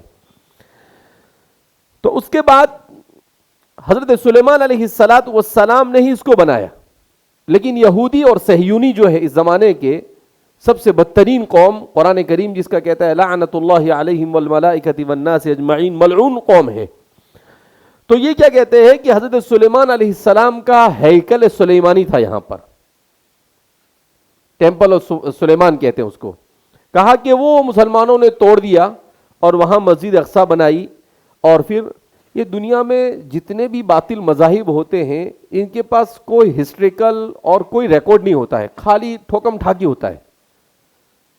بابری مسجد تو بولے ہمارا مندر تھا توڑ کے بنایا، حالانکہ سپریم کورٹ نے بھی اس بات کو تسلیم کیا کہ یہ سب غلط ہے. تو ہر جگہ پر ایسا ہوتا ہے. تو یہاں پر بھی ایسا کچھ نہیں، کوئی ہیکل سلیمانی نہیں ہے، سلیمان علیہ السلام نے ہی بنایا تھا. تو اب یہ کیا بولتے ہیں کہ ہم اس کو توڑ کے ہیکل سلیمانی بنائیں گے. ایسا کچھ ہونے والا نہیں ہے. انشاءاللہ مسلمان اپنی جان کی بازی تو لگا سکتا ہے مگر قبلہ اول کو اپنے ہاتھ سے جانے دے سکتا نہیں ہے. اور الحمدللہ ہمارے فلسطینی بھائی اس کا حق ادا کر رہے ہیں اور ہمیں بھی کوشش کرنی چاہیے. ہمیں کیا کرنا چاہیے اس کو جانیں گے. تو مسجد الاقصی یروشلم فلسطین کے پرانے شہر میں واقع اسلام کا تیسرا مقدس ترین مقام ہے. پوری تاریخ میں مسجد الاقصی کو توحید کے مرکز کے طور پر جانا جاتا ہے. یہ اسلام کا پہلا قبلہ بھی تھا جو بعد میں مکہ مکرمہ میں مقدس کعبہ میں تبدیل ہو گیا. قرآن کریم میں اللہ رب العزت فرماتے ہیں سیقول السفہاء من الناس ما ولاہم عن قبلتہم التی کانوا علیہا قل للہ تو اس میں قرآن نے اس کے تفصیل کو بیان کیا کہ اللہ کے رسول صلی اللہ اس میں جو حکمتیں تھیں. بہرحال وہ ایک لمبا چیپٹر ہے. لیکن یہ کہ 14 مہینے تک مدینہ آنے کے بعد آپ صلی اللہ علیہ وسلم نے اس کی طرف رخ کر کر نماز پڑھی. یہ ہے مسجد اقصی. دس اے بیوٹیفل مسجد جو ماسک ہے بہت ہی خوبصورت ہے. یہ مسجد اقصی ہے. یہ پورا حصہ ہے. اس کے نیچے بھی ہے. یہ مختلف زمانے میں مسلمان اس کو پڑھتے رہے اور بہت کچھ آج کل سوشل میڈیا پر بھی اس کی تفصیل چل رہی ہے. لیکن جو آتھنٹک ہو اسی کو آدمی کو پڑھنا چاہیے. اٹھا پٹک کچھ بھی نہیں پڑھنا چاہیے. مسجد اقصی خانہ کعبہ اور مسجد نبوی کے بعد ہمارا تیسرا مقدس ترین مقام ہے. مسجد اقصی حقیقت میں مسلمانوں کی میراث ہے جو تاریخی مذہبی حقائق سے ثابت ہے. قرآن میں سفر معراج کے باب میں اس مسجد کے ذکر سے معلوم ہوتا ہے مسجد حضور صلی اللہ علیہ وسلم کی بعثت سے پہلے بھی موجود تھی. بعد میں اس میں رینوویشن ہوتا رہا, اس کو بناتے رہے, وہ ایک الگ بات ہے. سب سے پہلے حضرت ابراہیم علیہ السلام اور ان کے بھتیجے لوط علیہ السلام نے عراق سے بیت المقدس کی طرف ہجرت کی تھی. حضرت بابل میں دی سیویلائزیشن آف بیبل بولتے ہیں اس کو انگریزی میں, بابل تھا. اس بابل کے علاقے جس کو آج کل عراق کہا جاتا ہے, وہاں پر حضرت ابراہیم علیہ السلام کی بعثت ہوئی تھی. اللہ کے حکم پر آپ نے وہاں سے ہجرت کی. جیسے رسول اللہ صلی اللہ علیہ وسلم نے مکہ والوں نے بات نہیں مانی تو ہجرت کر کر مدینہ تشریف لے گئے, ایسے ہی سیدنا خلیل اللہ حضرت ابراہیم علیہ السلام جب عراق والوں نے ان کی بات نہیں مانی تو اللہ نے ان کو کہاں پر بھیجا؟ بیت المقدس کی طرف بھیجا. تو بنیاد ڈالے اور اس کی وجہ سے وہ بیت المقدس ہو گیا.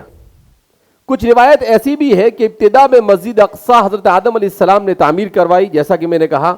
اس کے بعد حضرت ابراہیم علیہ السلام نے اپنے بیٹے حضرت اسحاق کے ساتھ مسجد اقصی کی تعمیر نو کی. تو حضرت ابراہیم علیہ السلام نے حضرت اسماعیل کے ساتھ کعبۃ اللہ کو بنایا اور اپنے دوسرے بیٹے حضرت اسحاق کے ساتھ کس کو بنایا؟ بیت المقدس کو بنایا آپ نے. حضرت داؤد علیہ السلام کو مسجد اقصی کی تعمیر نو کا حکم دیا گیا, تاہم مسجد کی تعمیر مکمل ہونے سے پہلے ہی حضرت داؤد کا انتقال ہو گیا, جس کے بعد اس کی تکمیل حضرت سلیمان علیہ السلام نے کروائی. تو حضرت سلیمان علیہ السلام کے دور میں اس کی تکمیل ہوئی. ہاں, تو میں آپ کو یہ بتا رہا تھا کہ یہ جو بنا ہوا ہے قبۃ الصخرہ, میں نے وہاں سوال کیا اور میں نے سرچ بھی کیا بعد میں, بہت خوبصورت ہے, انتہائی خوبصورت. یعنی میں دنیا کے 25 سے 30 ملک گھوم چکا ہوں, لیکن اتنی خوبصورت کسی تعمیر اور عمارت کو آج تک میں نے نہیں دیکھا. تاج محل واج محل سب پھیلے اس کے سامنے, بہت خوبصورت. تو میں نے سوال کیا کہ یہ کیا ہے, تو گائیڈ نے بڑا اچھا جواب دیا. بعد میں نے تحقیق کی تو بالکل صحیح بات نکلی ان کی. انہوں نے کہا کہ اصل میں مسجد اقصی کو توڑ کر بنانا تو مسلمان کے لیے مشکل تھا. لیکن سن ہجری 1 میں بنو امیہ کے زمانے میں ان کے جو خلفاء تھے، ان خلفاء کہا کہ وہاں پر عیسائیوں کا ایک بہت بڑا چرچ تھا جو بہت خوبصورت بنا ہوا تھا، جس کو قیامہ چرچ کہتے ہیں. تو لوگ اس کو دیکھ کر مرعوب ہوتے تھے کہ کتنا بھاری بنا ہوا ہے. تو اس زمانے کے مسلمان انجینئر تھے، ان ساری دنیا کے بہترین انجینئروں کو جمع کیا اور کہا کہ انتہائی خوبصورت ایک عمارت یہاں پر بنائی جائے تاکہ کوئی مسلمان ان کی چیز کو دیکھ کر مرعوب نہ ہو، ہمارے پاس بھی ایسی چیز ہونی چاہیے. تو اس لیے اس کو کیا کیا گیا تھا، قبۃ الصخرہ کو وہاں پر تعمیر کیا گیا تھا. قبۃ الصخرہ کی بھی بڑی تفصیلات آتی ہے کہ وہاں پر محراب داؤد ہے، ہم نے وہاں پر نماز پڑھی جہاں حضرت داؤد علیہ السلام عبادت اور نماز پڑھا کرتے تھے، قبۃ الصخرہ کے اندر ہی. یہیں سے اس کے بارے میں آتا ہے کہ یہیں سے قبۃ الصخرہ سے ہی آپ صلی اللہ ایک چٹان ہے، اس کے اندر میں اصل میں اس کے بیچوں بیچ ایک بہت بڑی چٹان ہے. تو اس کے بارے میں آتا ہے کہ وہ حضرت عیسیٰ علیہ السلام کی پیدائش کی جگہ ہے، اور اس کے بارے میں آتا ہے کہ آپ صلی اللہ علیہ وسلم کا براق جب اس نے اڑنا شروع کیا تو وہ وہیں سے شروع کیا تھا آسمان کی طرف. تو ایسی بہت ساری ہسٹریکل چیزیں وہاں پر تھی، ان سب چیزوں کو سمیٹ کر اس کو اس پوری عمارت کے اندر میں رکھ دیا گیا اور بے پناہ خوبصورت اس کو بنایا گیا. بہرحال آج کل لوگ اس کو بیت المقدس سمجھتے ہیں، اس کو قبۃ الصخرہ کہا جاتا ہے. کیا کہتے ہیں اس کو؟ قبۃ الصخرہ کے معنی عربی زبان کے اندر میں آتے ہیں چٹان کے، اور چونکہ بڑی سی چٹان اس کے بیچ میں ہے اور اس کے ساتھ بہت ساری ہسٹریکل چیزیں لگی ہوئی ہے، اس وجہ سے اس کو قبۃ الصخرہ کہا جاتا ہے کہ چٹان پر بنایا ہوا قبہ. تو سلیمان علیہ السلام کے عظیم الشان دور حکومت کے بعد بنی اسرائیل رفتہ رفتہ سرکش اور نافرمان ہو گئے، لہذا ان کی اس نافرمانی کے تحت یروشلم پر بیرونی طاقت نے کئی بار حملے کیے اور 1000 سال کی اس طویل تاریخ میں تقریباً 17 مرتبہ یروشلم پوری طرح اجڑ کر دوبارہ آباد ہوا. مختلف چونکہ بہت ہسٹریکل جگہ تھی، لہذا پرانے زمانے میں بھی جو بادشاہ وغیرہ ہوا کرتے تھے وہ یہ کوشش کرتے تھے کہ کسی طریقے سے ان کو یہ جگہ مل جائے. اس وجہ سے حضرت سلیمان علیہ السلام نے 961 قبل المسیح 961 قبل المسیح یعنی ہم 2023 میں ہے، تو اس سے 961 سال پہلے 2023 میں ہم ہیں، اس کو حضرت عیسیٰ علیہ السلام کی پیدائش کے بعد سے جس کو شمار کرتے ہیں اس کو عیسوی کہتے ہیں. اور اس سے قبل المسیح جہاں پر بھی کہیں پر لکھا ہوا ہو تو اس کا مطلب ہے اس سے 961 سال پہلے، یعنی یہ اور وہ دونوں کو اگر ہم ملاتے ہیں تو تقریباً 2971 81 اور 84، آج سے تقریباً 2984 سال پہلے، یعنی تقریباً 3000 سال پہلے، 3000 years before today، یہاں حضرت سلیمان علیہ السلام کی تعمیر کردہ معبد تھا، اس کو ہیکل سلیمانی کہا جاتا تھا، جو رومیوں نے منہدم کر دیا تھا. ہیکل سلیمانی در حقیقت یہودیوں کی پہلی عبادت گاہ کے طور پر حضرت سلیمان نے تعمیر کی تھی. ہیکل کی تعمیر کے دوران ہی حضرت سلیمان علیہ السلام فوت ہو گئے، لیکن جنوں کو پتہ نہ چل سکا انہوں نے تعمیر مکمل کر دی. یہ ہیکل سلیمانی ایک الگ چیز ہے، تو اس کو اگر توڑا بھی ہے تو اس کو مسلمانوں سے اس کا کوئی ربط ہے نہیں. قرآن کریم نے اس کو ذکر کیا ہے کہ اس کی تعمیر ہو رہی تھی. حضرت سلیمان علیہ السلام اپنی لاٹھی کے سہارے ایسے آ کر کھڑے ہوتے تھے اور اس کی نگرانی کرتے تھے. حضرت سلیمان علیہ السلام کا انتقال ہو گیا. کیسے انتقال ہوا؟ ایسے ہی کھڑے کھڑے انتقال ہو گیا. اب جنوں کے اوپر حضرت سلیمان علیہ السلام کی ہیبت اور رعب تھا، ڈر تھا، تو وہ قریب جا کر دیکھنے کو بھی تیار نہیں ہوئے. کئی دن تک آپ ایسے ہی کھڑے رہے، وہ ایسا سمجھتے رہے کہ آپ زندہ ہے اور وہ کام کرتے رہے. کام مکمل ہو گیا تو اللہ رب العزت نے، قرآن کریم نے اس کو بیان کیا ہے سورہ سبا کے اندر میں، کہ اللہ رب العزت نے جس لاٹھی کے اوپر آپ نے سہارا لیا تھا اس کے اوپر دیمک کو بھیج دیا. دیمک نے اس کو کھا لیا اور حضرت سلیمان علیہ السلام زمین پر گرے. تب جنات سر پکڑ کے بیٹھے کہ بھائی ان کا تو کب سے انتقال ہو گیا تھا، اپنے کو تو پتہ بھی نہیں چلا۔ بیت المقدس پہاڑیوں پر آباد ہے اور انہی میں سے ایک پہاڑ کا نام کوہ صہیون ہے۔ کوہ صہیون کے نام پر ہی یہودیوں کی عالمی تحریک صہیونیت قائم کی گئی، جس کو انگریزی کے اندر میں زینزم کہا جاتا ہے۔ تو یہ زینیوز جو ہے وہ اسی کو عربی اور اردو کے اندر میں الصہیونیہ، تو وہاں پر ایک پہاڑی ہے، اس پہاڑی کا نام صہیون ہے، اس کی مناسبت سے اس کو ہیکل سلیمانی اور بیت المقدس کو 586 قبل المسیح میں شاہ بابل عراق بختنصر، جس کو انگریزی کے اندر میں بیبیلونین نے مسمار کر دیا تھا کہا جاتا ہے اس کو، اور 1,00,000 یہودیوں کو غلام بنا کر اپنے ساتھ عراق لے گیا تھا۔ یہ اس چیز کے حقداری تھے کہ ان کے ساتھ ایسا ہی ہونا چاہیے۔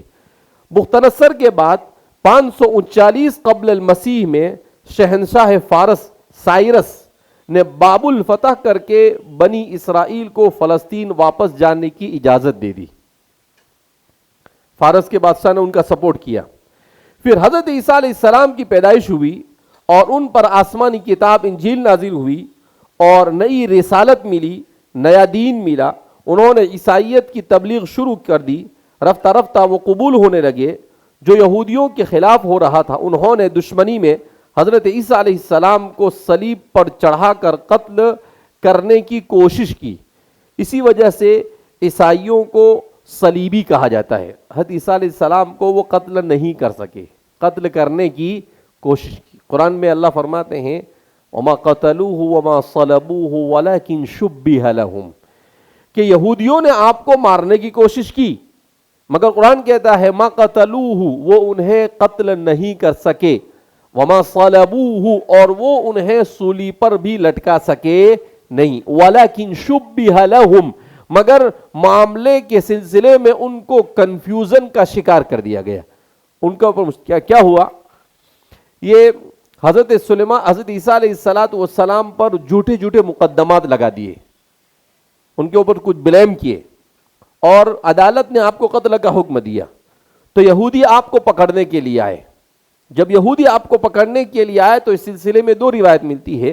ایک روایت میں یہ ہے کہ آپ نے کہا کہ بھائی کون ہے، من انصاری اللہ، تو قرآن نے اس کو بیان کیا ہے۔ ان کے ساتھیوں میں سے ایک نے کہا کہ میں، تو اس کے اوپر حضرت عیسیٰ علیہ السلام کی پوری شبیہ ڈال دی گئی۔ اب وہ آئے پکڑنے والے، تو اللہ نے حضرت عیسیٰ علیہ السلام کو آسمان پر اٹھا لیا اور اسی کو عیسیٰ سمجھ کر پکڑ کر لے گیا اور اسی کو سولی پر لٹکا دیا۔ ایک روایت یہ، اور دوسری روایت یہ ہے کہ یہ لوگ بہت سارے پکڑنے کے لیے آئے، ان میں سے ایک آدمی اندر گیا تو اللہ نے حضرت عیسیٰ کو آسمان پر اٹھا لیا۔ جو اندر دیکھنے کے لیے گیا تھا اسی کو حضرت عیسیٰ علیہ السلام جیسی شکل دے دی اللہ نے۔ تو جب وہ باہر آیا تو کہا کہ یہی عیسیٰ ہے، پکڑ کر انہوں نے اسی کو اپنے ہی آدمی کو سولی پر کیا کر دیا، لٹکا دیا۔ قرآن نے اس کی طرف اشارہ کیا ہے، لیکن حقیقت یہ ہے کہ حضرت عیسیٰ علیہ السلام کو سولی نہیں دی جا سکی، جبکہ قرآن کریم کے مطابق مسلمانوں کا عقیدہ یہ ہے کہ اللہ تعالیٰ نے اپنے نبی کی حفاظت فرمائی اور جو شخص ان کو گرفتار کرنے گیا تھا اس کی شکل اللہ نے حضرت عیسیٰ علیہ السلام کے مثل کر دی، اور حضرت عیسیٰ کو اللہ نے آسمان پر زندہ اٹھا لیا، اور خروج دجال کے بعد ان کا اس دنیا میں نزول ہوگا اور دجال کو وہ قتل کریں گے۔ قرآن کی آیت بیان کی ہے اذ قال اللہ یا عیسیٰ انی متوفیک ورافعک الی ومطہرک من الذین کفروا وجاعل الذین اتبعوک فوق الذین کفروا الی یوم القیامہ ثم الی مرجعکم فاحکم بینکم فیما کنتم فیہ تختلفون۔ وہ وقت بھی قابل ذکر ہے جب اللہ نے کہا یا عیسیٰ، اے عیسیٰ، انی متوفیک، میں آپ کو پوری زندگی دوں گا، ورافعک الی، اور آپ کو اپنی طرف اٹھا لوں گا، اسی لیے آپ کو آسمان پر اٹھا لیا گیا، پہلے آسمان پر حضرت عیسیٰ علیہ السلام، ومطہرک من الذین کفروا، اور کافروں سے میں آپ کو بچاؤں گا، وجاعل الذین اتبعوک فوق الذین کفروا الی یوم القیامہ، اور جو لوگ آپ کی پیروی کریں گے ان کو کافروں پر فوقیت دوں گا قیامت کے دن تک، ثم الی مرجعکم، پھر تم سب میری طرف لوٹ کر آؤ گے، فاحکم بینکم فیما کنتم فیہ تختلفون، اور میں تم سب کے درمیان جن چیزوں میں تم اختلاف کرتے ہو اس کے سلسلے میں صحیح فیصلہ کروں گا۔ تو قرآن کریم کی آیت کریمہ نے اس کو بیان کیا۔ یروشلم پر دوسری تباہی رومیوں کے دور میں نازل ہوئی۔ رومی جنرل ٹائٹس نے 70 بعد المسیح میں یروشلم اور ہیکل سلیمانی دونوں مسمار کر دیے۔ ٹائٹس کے حملے کے بعد تقریباً 5 صدیوں تک شہر یروشلم بازنیتی سلطنت یعنی عیسائی حکومت کا حصہ رہا۔ 306 بعد المسیح 306 بعد المسیح یعنی آج سے 1700 سال پہلے، یعنی حضور کو نبوت ملنے سے تقریباً 250 سال پہلے، بعد المسیح کا نیسٹنٹائن ڈی گریٹ رومن کا بادشاہ بنتے ہی ان کو عیسائیت بہت پسند آ جاتی ہے، اور یہ پہلا راجہ بنتا ہے جو عیسائیت قبول کرتا ہے۔ ان کے عیسائی بننے سے پورے روم میں عیسائیت پھیل جاتی ہے۔ چونکہ یہودیوں نے حضرت عیسیٰ علیہ السلام کو مارا تھا تو پورے رومن سلطنت میں یہودیوں کو مارا جانا لگا، جس کی وجہ سے ان کو دنیا بھر میں خاص کر یورپ کی طرف بھاگنا پڑا۔ یہ اس وقت یورپ کی طرف بھاگ گئے تھے۔ جس جگہ پر حضرت عیسیٰ علیہ السلام کو ان کے عقیدے کے مطابق مارا گیا تھا، وہاں پر کانسٹانٹائن ڈی گریٹ نے چرچ آف ہولی سیپولکر بنوایا۔ یہ میں نے کہا نا، اس کو قیامت چرچ بھی کہتے ہیں، جس کو انگریزی کے اندر میں چرچ آف ہولی سیپولکر کہتے ہیں۔ تو یہ وہ جگہ ہے، یہ آج بھی وہاں پر موجود ہے، عیسائی لوگ ابھی بھی وہاں پر جاتے ہیں۔ یہ چرچ حرم شریف سے 2 کلومیٹر کی دوری پر ہے، اس وجہ سے یہ جگہ عیسائیوں کی یہاں پر بھی بہت اہم ہے۔ یہ دیکھ رہے ہیں آپ، یہ حرم ہے، یعنی وہ حرم قدس ہے، اور پھر وہاں سے 2 کلومیٹر کے فاصلے پر یہ ان کا چرچ وہاں پر پایا جاتا ہے، قیامہ چرچ۔ 602 عیسوی میں اسلام کی آمد کے ساتھ بیت المقدس کی تاریخ میں ایک نئے باب کا آغاز ہوتا ہے۔ حضرت محمد عربی صلی اللہ علیہ وسلم نبوت کے 7ویں سال سفر اسراء اور معراج پر تشریف لے گئے۔ اس دوران آپ صلی اللہ علیہ وسلم مسجد حرام سے بیت المقدس پہنچے اور تمام انبیاء کرام کی نماز میں امامت کروائی، اور پھر اسی مقام سے براق پر سوار ہو کر 7 آسمانوں کے سفر پر روانہ ہوئے۔ اس طرح کعبہ شریف کے بعد بیت المقدس کو اسلام کا اہم ترین مقام کا درجہ حاصل ہوا، یہاں تک کہ قبل اول سے بھی اسے یاد کیا جاتا ہے۔ اللہ کے رسول صلی اللہ علیہ وسلم جب وہاں پر تشریف لائے تو صبح میں کہا مکہ والوں کو کہ بھئی میں اس طریقے سے جا کر آیا، تو مکہ والے مذاق اڑانے لگے۔ انہوں نے حضرت ابو بکر کو جا کر کہا کہ ابو بکر، اگر کوئی آدمی یہ کہے کہ میں رات کے وقت یہاں سے 1500 کلومیٹر کا سفر کیا، پھر وہاں سے آسمان پر اور پھر وہاں سے واپس آیا، تو کیا تم اس کو سچ مانو گے؟ تو حضرت ابو بکر صدیق بڑے ہوشیار تھے، انہوں نے ایسا نہیں کہا کہ ایسا تو پاسبل نہیں ہے، انہوں نے کہا کس نے کہا؟ کیا سوال کیا آپ نے؟ کس نے کہا؟ تو ان لوگوں نے کہا کہ تمہارے دوست ہیں محمد۔ انہوں نے کہا تو سچ ہے۔ کیا کہا انہوں نے؟ اگر انہوں نے کہا تو کیا ہے؟ سچ ہے۔ تو یہ سکھایا آدمی کو کہ کبھی بھی آدمی اس طریقے سے کسی کو جواب دینے میں جلدی نہیں کرنی چاہیے آدمی کو۔ اسی لیے حضرت ابو بکر کو الصدیق کہا جاتا ہے، یعنی جو نہیں سمجھ میں آنے والی بات اس کو بھی وہ تصدیق کر دے کہ بھئی حضور نے کہا ہے تو ختم ہو گئی بات۔ اسی لیے اللہ کے رسول صلی اللہ علیہ وسلم کے ایک بزنس میں معاملے میں حضور کا اور ایک دیہاتی کا اختلاف ہو گیا، تو وہ دیہاتی کہنے لگا ایسی بات ہوئی؟ حضور نے کہا کہ نہیں، آپ کے ساتھ ایسی بات ہوئی۔ کہا کہ آپ کے پاس کیا اس کا ثبوت کیا ہے؟ اب کوئی تھا نہیں، حضور کے پاس کوئی ثبوت نہیں تھا۔ تو ایک صحابی تھے حضرت خزیمہ، تو حضرت خزیمہ نے کہا کہ اللہ کے رسول صلی اللہ علیہ وسلم میں گواہ ہوں۔ انہوں نے گواہی دے دی، تو پھر وہ دیہاتی کو ماننا پڑا۔ تو پھر اللہ کے رسول صلی اللہ علیہ وسلم نے ان سے پوچھا کہ بھئی آپ تو وہاں تھے نہیں، آپ نے ایسے کیسے گواہی دے دی؟ تو آپ نے کہا حضرت خزیمہ نے کہ اللہ کے رسول صلی اللہ علیہ وسلم جب آپ نے مرنے کے بعد کی زندگی کے بارے میں بتایا، آپ نے اللہ کے بارے میں، جنت کے بارے میں، جہنم کے بارے میں، قبر کے بارے میں بتایا، اس کو جب ہم نے مان لیا تو یہ تو چھوٹا سا مسئلہ ہے، اس کی تصدیق آپ جھوٹ بول نہیں سکتے ہیں، تو مجھے معلوم ہے آپ نے جو کہا وہی سچ ہے، اس لیے میں نے گواہی دے دی۔ تو آپ صلی اللہ علیہ وسلم نے کہا کہ خزیمہ تمہاری گواہی 2 آدمیوں کی گواہی کے برابر ہوگی۔ تو اس دن سے حضرت خزیمہ جہاں پر گواہی دیتے تھے 2 کے برابر ان کی گواہی شمار کی جاتی تھی۔ سن ہجری 624 ہجرت کے بعد مسلمان 16 یا 17 مہینے تک بیت المقدس کی طرف رک کر نماز ادا کرتے تھے، اسی لیے بیت المقدس کو قبلہ اول بھی کہا جاتا ہے۔ پھر حکم الہی کے مطابق مکہ مکرمہ کو قبلہ قرار دیا گیا۔ میں 14 بتایا تھا، 16 اور 17 کے بارے میں اختلاف ہے۔ 17 ہجری 639 عیسوی میں حضرت عمر بن الخطاب رضی اللہ تعالیٰ عنہ کے خلافت کے دور میں بیت المقدس کو یہود و نصارہ کے ہاتھوں سے آزاد کرا لیا گیا اور پورا یروشلم اسلامی سلطنت کا حصہ بن گیا۔ یہ سن ہجری 639 میں حضرت خالد بن ولید، یہ اس کے سب سے پہلے فاتح، خالد بن ولید ملک شام ان سب علاقے کو فتح کرتے کرتے فلسطین پہنچے۔ حضرت خالد بن ولید کا دبدبہ تھا۔ انسانی تاریخ میں حضرت خالد بن ولید جیسا جنرل آج تک پیدا نہیں ہوا اور قیامت تک پیدا بھی نہیں ہوگا۔ حضرت خالد بن ولید کے بارے میں آتا ہے، ایک انگریز نے لکھا ہے کہ حضرت خالد بن ولید نے 43,000 بستیوں کو فتح کیا تھا، 43,000 بستیوں کو فتح کیا تھا۔ دنیا کی تاریخ میں اتنا بہادر، جب آپ یہاں پر پہنچے تو ان کا دبدبہ تھا، تو یہاں عیسائیوں کا چرچا تھا، یہود بھی ان کے ساتھ ہوتے تھے۔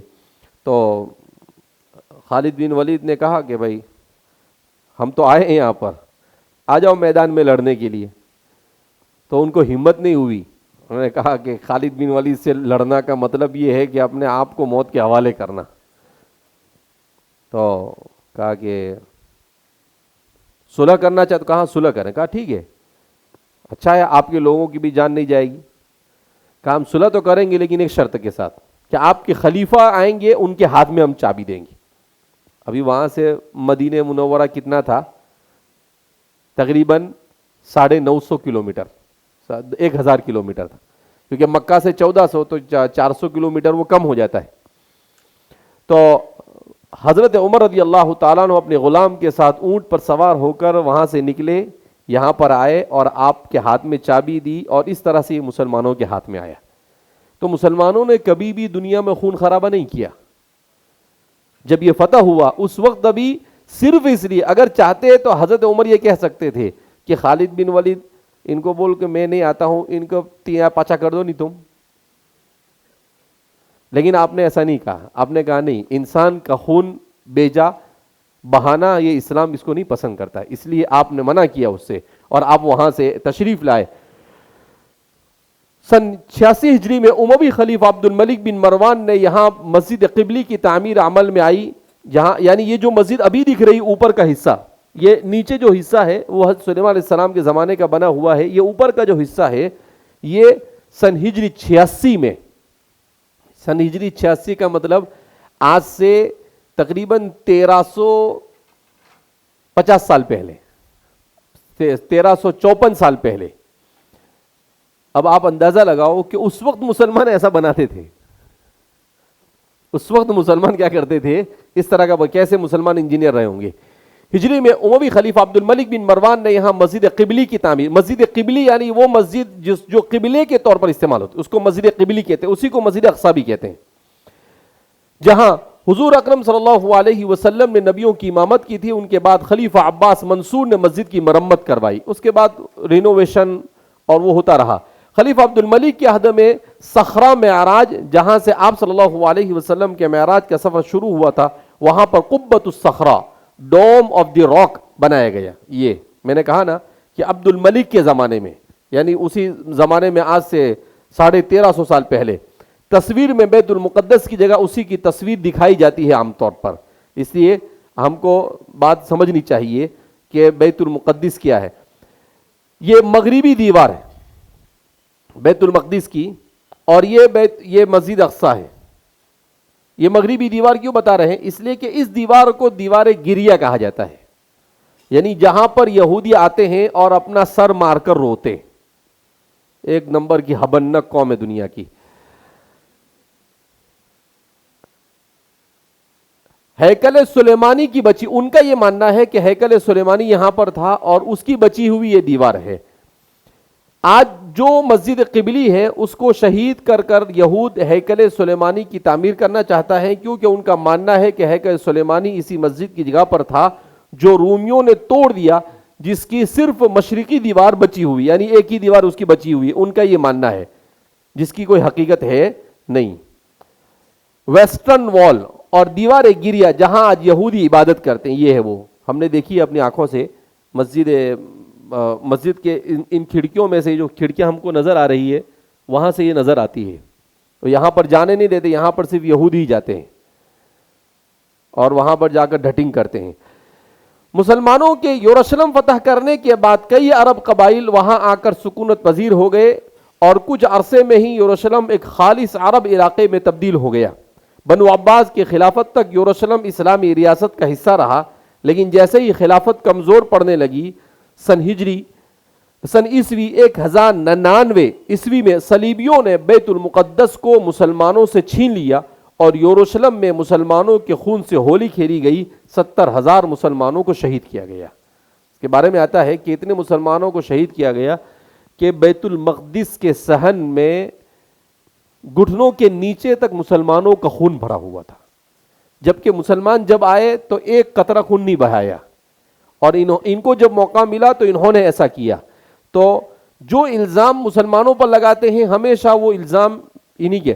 تقریباً 88 سال تک یہ شہر صلیبیوں عیسائیوں کے قبضے میں رہا، کرسچن لوگوں کے، اور آخر کار قبل اول کی آزادی کے خاطر 16 جنگیں لڑ کر صلاح الدین ایوبی نے 1187 عیسوی میں یروشلم کو دوبارہ آزاد کروایا۔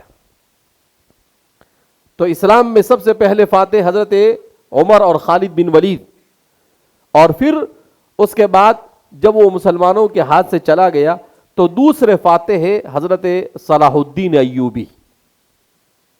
صلاح الدین کے بعد تقریباً 700 برس تک یروشلم اسلامی سلطنت کا حصہ رہا، اور یروشلم نے تاریخ میں پہلی مرتبہ اتنے لمبے عرصے کے لیے امن و امان کا دور دیکھا، یعنی 700 سال تک کبھی ایک خون کا قطرہ وہاں پر بہا نہیں، جب تک کہ مسلمانوں کے پاس وہ رہا۔ صلاح الدین ایوبی نے ایسے ہی نہیں فتح کیا۔ ایک عرب اردن کے ایک شیخ ہے، انہوں نے کتاب لکھی ہے، بڑی عجیب کتاب ہے، وہ عربی میں ہے، اس کا اردو میں ٹرانسلیشن ہوا ہے، انگریزی میں ہوا نہیں معلوم مجھے، لیکن میں معلوم کروں گا، اگر پتہ چلا تو بتاؤں گا آپ کو۔ اس کتاب کا نام ہے کیف ظہر جیل صلاح الدین وکیف عادت القدس، کہ بیت المقدس جس صلاح الدین ایوبی کی نسل اور جنریشن نے فتح کیا، وہ کیسے لوگ مسلمان تھے اور کس طریقے سے انہوں نے اس کو فتح کیا۔ بڑی عجیب کتاب لکھی ہے، ان کا انتقال ہو گیا، کافی زمانہ ہوا۔ ان کے بارے میں لکھا ہے کہ انہوں نے جو کتابیں 2-3 کتابیں لکھی ہے، اسلامی تاریخ میں 800 سال میں کسی نے ایسی کتابیں نہیں لکھی جیسی انہوں نے لکھی ہے۔ شامی عالم، اردن کے عالم ہیں، انہوں نے اصل فلسطینی ہے وہ۔ تو انہوں نے اس میں ثابت کیا ہے کہ بیت المقدس ایسے ہی نہیں فتح ہوا۔ بیت المقدس کو فتح کرنے سے پہلے امام الحرمین الجوینی، امام غزالی، ایسے بڑے بڑے علماء، انہوں نے مسلمان معاشرے کو جو اسلام سے دور ہو رہا تھا اسلام کی طرف لائے۔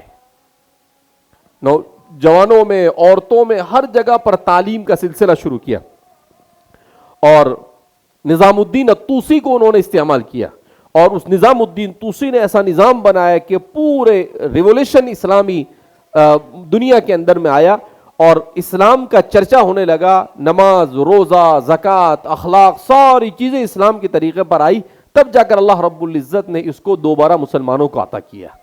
اسے معلوم ہوا کہ مسلمانوں کو اس کو دوبارہ حاصل کرنے کے لیے اپنے آپ کو مکمل اسلام پر کیا کرنا پڑے گا، لانا پڑے گا۔ سلطان محمد الفاتح کے پوتے سلیم اول نے 1516 اور 1517 میں مصر کے مملوکوں کو شکست دے کر مصر کے علاوہ موجودہ عراق، شام، فلسطین، اردن اور سب سے بڑھ کر حجاز پر قبضہ کر کے اپنی سلطنت کا رقبہ دوگنا کر دیا۔ اس کے بعد سے بیت المقدس پر خلافت عثمانی کا قبضہ رہا۔ اس کے بعد جو مسلمانوں کی آخری خلافت تھی وہ اس پر پہلی جنگ عظیم، فرسٹ ورلڈ وار، عالمی جنگ تھی جس کا آغاز یورپ میں ہوا۔ یہ جنگ 28 جولائی 1914 سے 11 نومبر 1918 تک جاری رہی۔ اس جنگ میں ایک طرف جرمنی، آسٹریا، ہنگری سلطنت ترکی اور بلغاریہ، اور دوسری طرف برطانیہ، فرانس، روس، اٹلی، رومانیہ، پرتگال، جاپان اور امریکہ تھے۔ یہ دو حصوں میں تقسیم تھے۔ چونکہ سلطنت عثمانیہ جرمنی کا حلیف رہا، اس لیے اسے اس جنگ کی بڑی بھاری قیمت ادا کرنی پڑی۔ انگریزوں نے عربوں کو ترکوں کے خلاف عرب بغاوت کی جنگ پر اکسایا۔ اس طرح مسلمانوں میں قومیت کی بنیاد پر جنگ لڑی گئی۔ قومیت کا مطلب کیا ہے؟ قومیت کا مطلب ہے نیشنلزم، جس کو کہتے ہیں، اپنی قوم۔ انگریزوں نے دیکھا کہ مسلمان اتنی آسانی کے ساتھ ہار نہیں مانتا ہے، اس لیے کہتے ہیں کہ صلاح الدین ایوبی کے قبضے میں ان کا ایک بادشاہ آیا تھا، لویس التاسع کہتے ہیں اس کو۔ لویس جب وہ چھوٹ کر گیا، 9 نمبر کا لویس، تو اس نے کہا کہ دیکھو، میں ایک بات سمجھتا ہوں کہ طاقت کے بلبوتے پر مسلمانوں کو دنیا میں کبھی بھی ہرایا جا سکتا نہیں، اس لیے میں آپ کو ایک آئیڈیا دیتا ہوں۔ کہا وہ کیا؟ کہا وہ آئیڈیا یہ کہ مسلمان کو اگر آپ ہرانا چاہتے ہو تو اس کا رشتہ اس کے ایمان سے اور اسلام سے کمزور کر دو، قرآن سے دور کر دو، ان کو رسول اللہ کی سنتوں سے دور کر دو۔ جب اس سے دور ہوں گے تو پھر ان کے اوپر حکومت کرنا ہمارے لیے کیا ہوگا؟ آسان ہوگا۔ تو پھر اس کے بعد انہوں نے 400 سال تک اس کی محنتیں کی۔ اورینٹلزم تحریک کھڑی ہوئی، تحریک استشراق، تحریک استبشار، تحریک استعمار، بڑی بڑی تحریکیں، اور ایسا لٹریچر تیار کیا۔ عبدالرحمن حبنک المیدانی بہت بڑے عالم گزرے ہیں، مکہ مکرمہ میں 10-15 سال پہلے ان کا انتقال ہوا۔ وہ کہتے تھے اسلام کے خلاف ہونے والی سازشوں کا جب میں نے مطالعہ کیا تو میں اس نتیجے پر پہنچا کہ اگر اللہ نے اس کی حفاظت نہ کی ہوتی تو یہ آج 1400 سال کے بعد اس کا 1000واں بھی صحیح حصہ ہم تک نہیں پہنچ سکتا تھا۔ ایسی سازشیں کی گئی۔ بہرحال اللہ رب العزت ہمیں دوبارہ اسلام کے صحیح طور پر اسلام کی طرف لوٹنے کی توفیق مرحمت فرمائے۔ اب انہوں نے کیا کیا؟ مسلمانوں کو لڑا ہے۔ خلافت عثمانیہ تھی، یہ خلافت عثمانیہ یہ ترکی والے تھے، تو یہ عربوں کو کیا کہا کہ یہ ترکی لوگ، تم عرب لوگ، تمہارے درمیان رسول آئے، صحابہ تمہارے درمیان سے، یہ تم پر کیسے حکومت کر سکتے ہیں؟ ایسا کر ان کا برین واش کیا، تو یہ ان کے خلاف ہو گئے۔ اب جب ان کے خلاف ہو گئے تو چھوٹے چھوٹے حصوں کے اندر میں مسلمان کیا ہو گئے؟ تقسیم ہو گئے، بغاوتیں ہو گئی۔ اب جب تقسیم ہو گئے تو پھر انہوں نے دوبارہ یہودیوں کو یہاں پر لا کر کیا کر دیا؟ بٹھا دیا، اور ترکی کے بہت سے عرب صوبے عثمانی سلطنت محمد وحید الدین ششم کے ہاتھ سے چلے گئے۔ اسی جنگ کے نتیجے میں مسلمانوں کو 600 سال عظیم خلافت کا خاتمہ ہو گیا، اور 1918 میں بیت المقدس برطانیہ کی ماتحتی میں چلا گیا۔ یہ 1918 میں مسلمانوں کے ہاتھ سے نکل کر برٹش کے ان کے اوپر کیا ہو گیا؟ قبضہ ہو گیا۔ پہلی جنگ عظیم میں یہودیوں نے برطانیہ کی مالی مدد کی تھی، یعنی فائنینشیل طور پر برٹش کو سپورٹ کیا تھا، اور برٹش جیت گیا تھا پہلی جنگ، جس کے بدلے برطانیہ کے سابق وزیر خارجہ آرتھر نے بیلفور اعلامیہ، بیلفور ڈکلیریشن 2 نومبر 1917 میں جاری کیا، جس میں کہا گیا تھا کہ برطانوی حکومت یہودیوں کے لیے فلسطین میں ملک کے قیام کے حق میں ہے۔ تو یہ برٹش بڑی حرامی قوم ہے یہ بھی، کہ یہودیوں کی اپنی تاریخی سرزمین پر بحیر روم سے دریائے اردن کے مشرقی کنارے تک یہودی ریاست قائم کرنا تھا، جس علاقے کو فلسطین کہا جاتا تھا۔ اس اعلامیے کو عرب اسرائیل تنازع کے آغاز کی وجہ کے طور پر دیکھا جاتا ہے۔ اب یہاں سے مسلمانوں سے زمینیں لے کر برٹش نے یہودیوں کو دینا کیا شروع کیا۔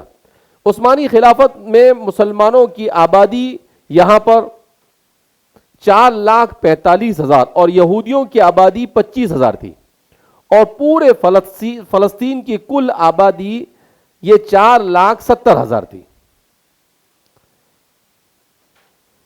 بیلفور اعلامیہ کے بعد 1918 سے 1923 کے بیچ مشرقی یورپ سے 30,000 یہودی آئے۔ 1924 سے 1926 میں پولینڈ سے 50,000 یہودی آئے۔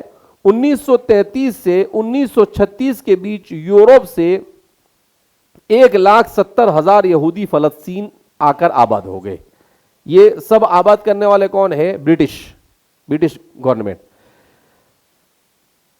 اقوام متحدہ نے، جس کو UNO کہتے ہیں، یونائٹڈ نیشن آرگنائزیشن، 1947 میں فیصلہ دیا کہ فلسطین کو 2 ریاستوں میں تقسیم کر دیا جائے. مغربی علاقہ جہاں یہودیوں کی اکثریت آباد تھی، وہاں یہودی اسرائیل کی ریاست قائم کریں، اور مشرقی علاقے میں فلسطینی عرب مسلمانوں کی ریاست قائم ہو جائے، جبکہ بیت المقدس اقوام متحدہ کے کنٹرول میں رہے. یہودیوں نے اس فارمولے کو قبول کر لیا، جبکہ فلسطینی مسلمانوں اور عرب ممالک نے اپنے درمیان میں ایک یہودی ریاست کے قیام کو یکسر مسترد کر دیا. مسلمانوں نے کہا کہ نہیں، یہ نحوست ہم کو یہاں پر چاہیے نہیں. مسلمانوں نے نہ کہا، لیکن چونکہ سب کچھ ان کے ہاتھ میں تھا، 45% علاقہ فلسطینیوں کو دیا گیا اور 55% علاقہ یہودیوں کو دیا گیا، اور یروشلم تھا وہ اقوام متحدہ نے اپنے پاس سے رکھا، لیکن وہ صرف نام کا ان کے پاس تھا، ورنہ انہوں نے دے ہی دیا تھا. جبکہ اصل نقشہ فلسطین کا کچھ اس طرح ہے. یہ ہے فلسطین کا پورا نقشہ ہے. تو اس اعتبار سے یہ جو گرین نظر آ رہا ہے، اس پورے کو انہوں نے، یہ پورا جو فلسطین جو نظر آ رہا ہے، یہ پورا مسلمانوں کے قبضے میں تھا. تو اس کو انہوں نے 2 حصوں میں کیا کیا؟ ڈیوائیڈ کیا. یہ جو اسرائیل ایک حصہ اور دوسرا حصہ جو ہے وہ کس کو دیا؟ انہوں نے مسلمانوں کو دیا. اس طرح سے انہوں نے مسلمانوں کو کسی طریقے سے کمزور کرنے کی کوشش کی. 1947 میں صہیونی کی جانب سے ریاست کے قیام سے قبل ہی شروع کی گئی دہشت گردی شروع کر دی گئی تھی، اور چند ماہ بعد 15 مئی 1948 کو اقوام متحدہ، امریکہ، برطانیہ اور سوویت یونین کی حمایت سے آزاد اسرائیلی ریاست کے قیام عمل میں آ گیا. 15 مئی 1948 کو انہوں نے اپنی ریاست یہاں پر قائم کر دی. یہودیوں نے 14 مئی 1948 کو اسرائیل کے قیام کا اعلان کیا تو اسرائیل اور عرب ممالک کے درمیان جنگیں چھڑ گئی. اس کے بعد بہت ساری جنگیں ہوئی، مگر ان سب جنگوں کے اندر میں ہماری طرف سے، جیسے ہندوستان میں مسلمانوں کی ہار کے ذمہ دار ہمارے ہی منافق قسم کے لوگ رہے، ایسے یہاں پر بھی یہی لوگ رہے سب. یعنی عرب لوگ جنگ اوپر سے لڑتے تھے اور اندر سے ان کے ساتھ مل جاتے تھے، جنرل وغیرہ جتنے بھی ہوتے تھے. یہ 15 مئی 1948 سے مارچ 1949 تک یہ جنگ جاری رہی، جس میں UK اور فرانس کی مدد سے اسرائیل جیت جاتا ہے. اس میں 7.5 لاکھ مسلمانوں کو فلسطین چھوڑ کر جانا پڑا. اس کو مسلمانوں کا نقبہ اولا سے یاد کرتے ہیں. مسلمان یعنی پہلی مسلمانوں کی سب سے بڑی مصیبت، اسے یاد کیا جاتا ہے، اس کو نقبہ اولا سے یاد کیا جاتا ہے. 7.5 لاکھ فلسطینیوں کو اپنا گھر بار چھوڑنا پڑا.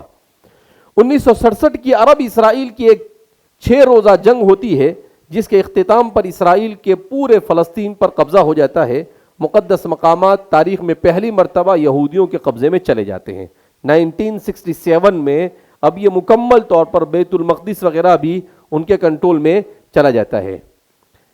اسرائیل کے پورے فلسطین پر ظالمانہ قبضہ، یہ یعنی اس طریقے سے پورا جو فلسطین ہے 100% مسلمانوں کے قبضے میں تھا. 1947 کے اندر میں یہ 44%، 1967 میں مسلمانوں کے پاس صرف 22% رہا، اور 2020 آنے تک مسلمانوں کے پاس صرف 15% رہا.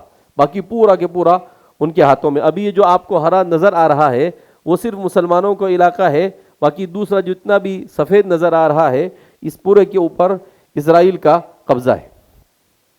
غزہ پٹی 41 کلومیٹر لمبی اور 10 کلومیٹر چوڑی ایک سمندر کے کنارے پر واقع ہے، جو سب سے زیادہ یہودیوں کے مظالم کا نشانہ بنی ہوئی ہے، جس کی کل آبادی 23 لاکھ ہے. یعنی یہ 41 کلومیٹر کے اندر میں 23 لاکھ لوگ رہتے ہیں. ان کو اپنی ضروریات زندگی، پانی، بجلی، تیل، انٹرنیٹ کے لیے اپنے دشمن پر منحصر رہنا پڑتا ہے. یعنی اسرائیل چاروں طرف سے ان کو گھیر کر رکھا ہے. یہ یوں سمجھ سکتے ہیں یہ اس زمانے کی شعب عبد المطلب ہے. ابو طالب جیسا ہم نے پڑھا نا ابھی، بالکل اسی انداز میں غزہ والوں کو بھی بیچاروں کو انہوں نے گھیر کر رکھ دیا ہے. دنیا بھر سے آنے والے یہودی آبادکاروں نے فلسطین پہنچ کر مقامی فلسطینیوں کے گھروں کو اس طرح ہتھیایا جو اگر فلسطینیوں نے بنائے تھے یا جو زمین فلسطینیوں کی اپنی رقم سے خریدی گئی تھی وہ زمینیں ان سے اس طرح دھمکا یا بلیک میل کر کے ان سے لے لیتے تھے. یعنی نکاح آج بھی ہوتا ہے ایسا وہاں پر. یہ جو آج جنگ ہو رہی ہے وہ ایسے نہیں ہو رہی, ایسے ہی مظالم کی وجہ سے. بہت سارے ہمارے لکھنے والے ایسا لکھتے ہیں کہ مسلمانوں کو زیادہ قیمت پر زمین مسلمانوں نے بیچ دیا, اس لیے ایسا کچھ نہیں ہے. زبردستی مسلمانوں کے پاس سے گھر میں سے نکال دیتے ہیں. اب ان کی فوج پولیس سب ان کے پاس ہوتی ہے. اب یہ مسلمان بیچارہ اپنا گھر چھوڑنے پر کیا ہوتا ہے, اس طریقے سے ان کو وہاں سے نکالا گیا. اسرائیل کی کئی وزیر بشمول سوموتریچ نے فلسطینی شہریوں کے گھروں کو قبضے میں لینے کے طریقے واردات کے کھلے عام حمایت کی ہے. اس پالیسی کو فلسطینیوں کی بے دخلی کا نام دیا گیا ہے, یعنی فلسطینیوں کو نکالنے کا. اسرائیل آبادکاروں نے مقامی فلسطینیوں کے خلاف ایسے جرائم اور حملوں کا ارتکاب کیا ہے اور اب بھی جاری ہے. اس ظلم اور جبر میں آئے روز کئی گرفتاریاں, چھاپے, پھانسیاں, جائیدادوں کی ضبطی اور گھروں کی مسماری سب شامل ہے. یعنی یہ ان کے اوپر ظلم ہو رہا ہے. تقریباً پچھلے 70 سال سے مسلمانوں کے ساتھ یہ ہو رہا ہے. یہودی آبادکاروں نے بھی فلسطینی عوام اور ان کی جائیدادوں فوجی سرپرستی میں حملے جاری رکھے ہوئے ہیں. اقوام متحدہ کی ایک رپورٹ میں صرف سال 2023 کے دوران اب تک کے 600 حملے ریکارڈ کیے گئے ہیں. اسی رپورٹ کے مطابق 2022 میں 399 فلسطینیوں کو ان کے گھروں پر قبضہ کیا گیا, یعنی زبردستی ان کو نکال کر ان کے گھروں پر قبضہ کر لیا گیا. خود اقوام متحدہ کی ایک رپورٹ کے مطابق مغربی کنارے میں 4,90,000 یہودی آبادکار ناجائز طور پر بسائے گئے ہیں, جیسے اس نقشے میں نیلے نقطے سے جسے آپ دیکھ سکتے ہیں. یہ جو نیلے نقطے ہیں تو یعنی جو مسلمانوں کا ایریا ہے وہاں پر بھی انہوں نے یہودیوں کو آ کر کیا کر دیا ہے, آباد کر دیا ہے. حتیٰ کہ مسجد اقصیٰ پر یہودی لوگ بشمول یہودی خواتین مسلسل حملے کرتے ہیں. اس طرح کے خوف اور دھمکیوں کی فضا مسلسل جاری رہتی ہے. اسی طرح فلسطینی صحافی ابو عاقلہ کو سینے میں گولی مار کر یہاں پر مار دیا گیا. بعد ازاں ان کی نماز جنازہ کو بھی اسرائیلی فوج نے نشانہ بنایا. ان حالات میں دنیا فلسطینیوں سے کیا توقع کرتی ہے؟ یہ کہ فلسطینی اسرائیلی محاصرے اور مسلط کردہ موت کے سامنے ہاتھ پر ہاتھ دھرے بیٹھے رہیں تاکہ یہودی آبادکار انہیں زندہ جلا دیں, ہمارے خاندانوں کو جلا دیں یا پھر اسرائیلی مسجد اقصیٰ کو بھی شہید کر دیں. یعنی یہ ان کا ماننا ہے. جب 2006 میں حماس نے الیکشن جیت لیا, یہ وہاں پر الیکشن کروایا مسلمانوں کے درمیان, تو حماس جیت گیا, تو اسرائیل نے ڈیموکریسی کرتے ہیں نا, تو یہ ان کی مرضی کے خلاف جب کچھ ہوتا ہے تو وہ ڈیموکریسی کو بھی نہیں مانتے ہیں. 17 سال سے جاری اسرائیلی محاصرے کی وجہ سے 23 لاکھ لوگ بنیادی اشیاء اور ضرورت سے محروم ہیں. ان کو کھانا پینا ہر طرح کی پریشانیاں سے یہ لوگ بیچارے کیا ہے. اس محاصرے کو 1 سال بعد مزید سخت کر دیا گیا اور غزہ کو مغربی کنارے مقبوضہ یروشلم سے کاٹ دیا گیا. اس کے نتیجے میں بے روزگاری اور غربت کی شرح 65% ہو چکی ہے. غزہ کے اس لمبے محاصرے کی وجہ سے غزہ میں صحت کی بھی غیر معمولی مسائل پیدا ہو گئے ہیں. مریض علاج کے لیے بھی غزہ سے باہر نہیں جا سکتے, نہ ان کے لیے ادویات کی فراہمی ممکن ہو سکتی ہے. اسرائیل کی طرف سے زیر محاصرہ غزہ پر بار بار جنگ مسلط کی گئی, بمباری کی گئی اور ہزاروں فلسطینیوں کو شہید کیا گیا, جبکہ 10,000 مکانات تباہ کر دیے گئے. امریکیوں اور برطانوی میڈیا کے سوالات پر برطانوی ممبر پارلیمنٹ جارج گیلوے نے بیان دیا, مسئلہ آج شروع نہیں ہوا, یہ اس وقت سے چل رہا ہے جب اسرائیل نے فلسطین پر قبضہ کیا. یہ مسئلہ تب سے چل رہا ہے جب فلسطینیوں کو ان کی سرزمین اور گھروں سے بے دخل کر دیا گیا تھا, جب فلسطینیوں کا قتل عام کیا گیا تھا. اس لیے مسئلے کو ہفتے کے دن سے جوڑ کر اسرائیل کا غلط دفاع نہ کیا جائے. یعنی وہ خود بیان کر رہے ہیں. ان قبضوں کے رد عمل میں ہر سال فلسطین میں اسرائیل کی انسانیت سو ظلم کے مناظر دیکھنے کو ملتے ہیں. اس میں کوئی شک نہیں, فلسطینی مسلمان اب تقریباً 1 صدی سے تکلیف اور آزمائش کی چکی میں پیس رہے ہیں, اور یہ دنیا کی واحد قوم ہے جو خود اپنے ہی علاقے اور اپنے ہی وطن میں مہاجروں سے بھی زیادہ بدتر زندگی گزارنے پر مجبور ہے. تو یہ فلسطین کے سلسلے میں آپ کے سامنے بات رکھی گئی. اس میں 2 باتیں ہیں. ایک تو سب سے زیادہ افسوس ہمیں اس بات کا ہے کہ اس کے چاروں طرف مسلمان ہیں. یہ اسرائیل کے چاروں طرف مسلمان ہیں. اردن ہے, مکمل مسلمانوں کا ہے. لبنان ہے, سیریا ہے اور اس کے علاوہ مصر ہے، پورے مسلمان، یعنی 100% مسلمان وہاں پر، ایک نہیں دو نہیں، اس کے بعد بھی سعودی ہے، ترکی ہے، بحرین ہے، قطر ہے، ساری اسلامی مسلمان ریاست. اور کیسی ریاستیں؟ دنیا میں اللہ نے ان کو پیٹرول دیا، اللہ رب العزت نے مال دیا، سب کچھ انہیں دیا ہے، مگر اگر یہ محروم ہے تو ایمانی غیرت سے محروم ہے. ان کو اسلامی حمیت نہیں ہے، یہ خالی بیان بازیاں دیتے رہتے ہیں، اس کے علاوہ ان سے کچھ ہوتا نہیں ہے. جبکہ حماس کو بلیم کرتے ہیں، بعض لوگ کہتے ہیں کہ حماس انہی کا ہے. کوئی حماس جو تحریک ہے، اس تحریک کو شروع کرنے والے کون ہیں؟ شیخ محمد یاسین ہے. شیخ احمد یاسین جو تھے یہ معذور آدمی تھے، آپ نیٹ پر بھی سرچ کریں گے تو پتہ چلے گا، حماس کے بانی تھے، ویل چیئر پر رہتے تھے. لیکن انہوں نے اس حماس تحریک کو، انہوں نے کیا کہا کہ بھائی ہم مار کیوں کھاتے رہیں گے، ہماری زمین ہے، ہمارا حق ہے، سب کچھ ہمارا ہے، ہم اگر نہیں دیتے ہیں تو ان سے جنگ کر کر ہم لیں گے، ان سے چھین کر ہم لیں گے. لہذا اس بنا پر یہ اپنی تاریخی اعتبار سے، وراثت کے اعتبار سے، ہر اعتبار سے اپنے حق کو مطالبہ کر رہے ہیں.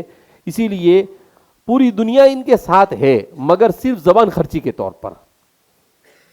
آج تقریباً 2 ہفتے میں 5000 مسلمان لوگوں کو شہید کیا، جس میں سے 2000 صرف چھوٹے چھوٹے بچے ہیں اور 1400 سے زیادہ عورتیں. اب مسلمان کیا کرے؟ تو اس سلسلے میں مسلمانوں کے کرنے کے 2 کام ہیں.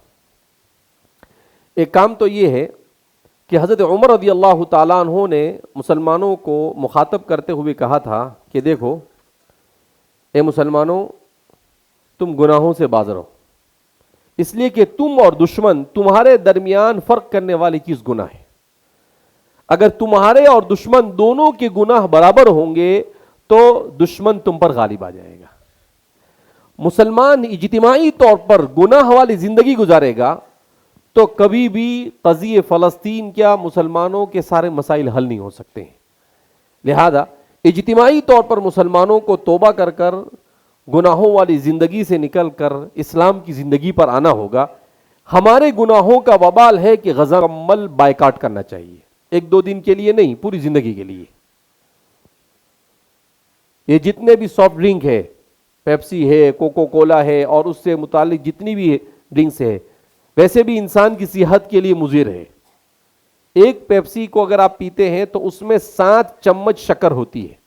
اب آپ اندازہ لگاؤ کہ انسان کو کتنا نقصان، اس میں گیس ہوتا ہے، کاربن ڈائی آکسائڈ ہوتا ہے، وہ کتنا نقصان پہنچاتا ہے. اور یہی پیسے کما کر یہ سب اسرائیل نواز کمپنیاں ہیں، اسرائیل کا پورا سپورٹ کرنے والی کمپنیاں ہیں. لہذا مسلمانوں کو مکمل بائیکاٹ کرنا چاہیے. میکڈونلڈ ہے، اسی طریقے سے KFC ہے، اور جتنی بھی انٹرنیشنل برانڈ کی چیزیں ہیں، یہ سارے کے سارے یہود نواز ہے اور یہود سے ملے ہوئے ہیں، نیسلے وغیرہ ہے. تو ان چیزوں کا مسلمان کو بائیکاٹ کر کر اسراف اور تبذیر سے بچ کر، اور ہمارے ان مسلمان بھائیوں کے لیے ہمیں دعا کرنی چاہیے. اتنے مظالم کے باوجود آج اگر دنیا میں سب سے مضبوط ایمان کسی کا ہے تو انہی لوگوں کا ہے. ان کے بچوں کے بیان سنو، ان کی عورتوں کے بیان سنو، ان کے بوڑھوں کے بیان سنو، تو ایک ہی بات کہتے ہیں کہ نحن علی ارض الرباط، ہم تو جہاد کی سرزمین پر ہے، ہم یہاں سے ہلنے والے نہیں. شہید ہو جائیں گے تو مر کر اللہ کے دربار میں سرخرو ہو جائیں گے، اس سے زیادہ اور کیا ہوگا. لیکن اسی لیے حضرت عمر رضی اللہ تعالیٰ عنہ اور ابو سفیان کے درمیان مکالمہ ہوا تھا.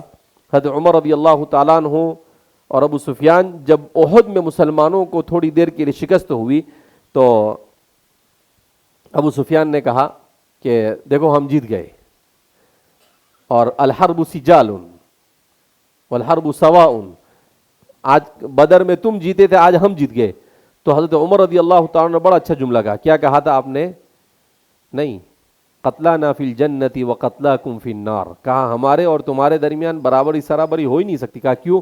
کہا ہمارے جو قتل ہوں گے شہید ہوں گے وہ جنت میں جائیں گے اور تمہارے جو مریں گے وہ جہنم میں جائیں گے. تو ٹھیک ہے، لیکن اس کا مطلب یہ نہیں ہوتا ہے کہ ان کو ایسے ہی چھوڑ دیا جائے.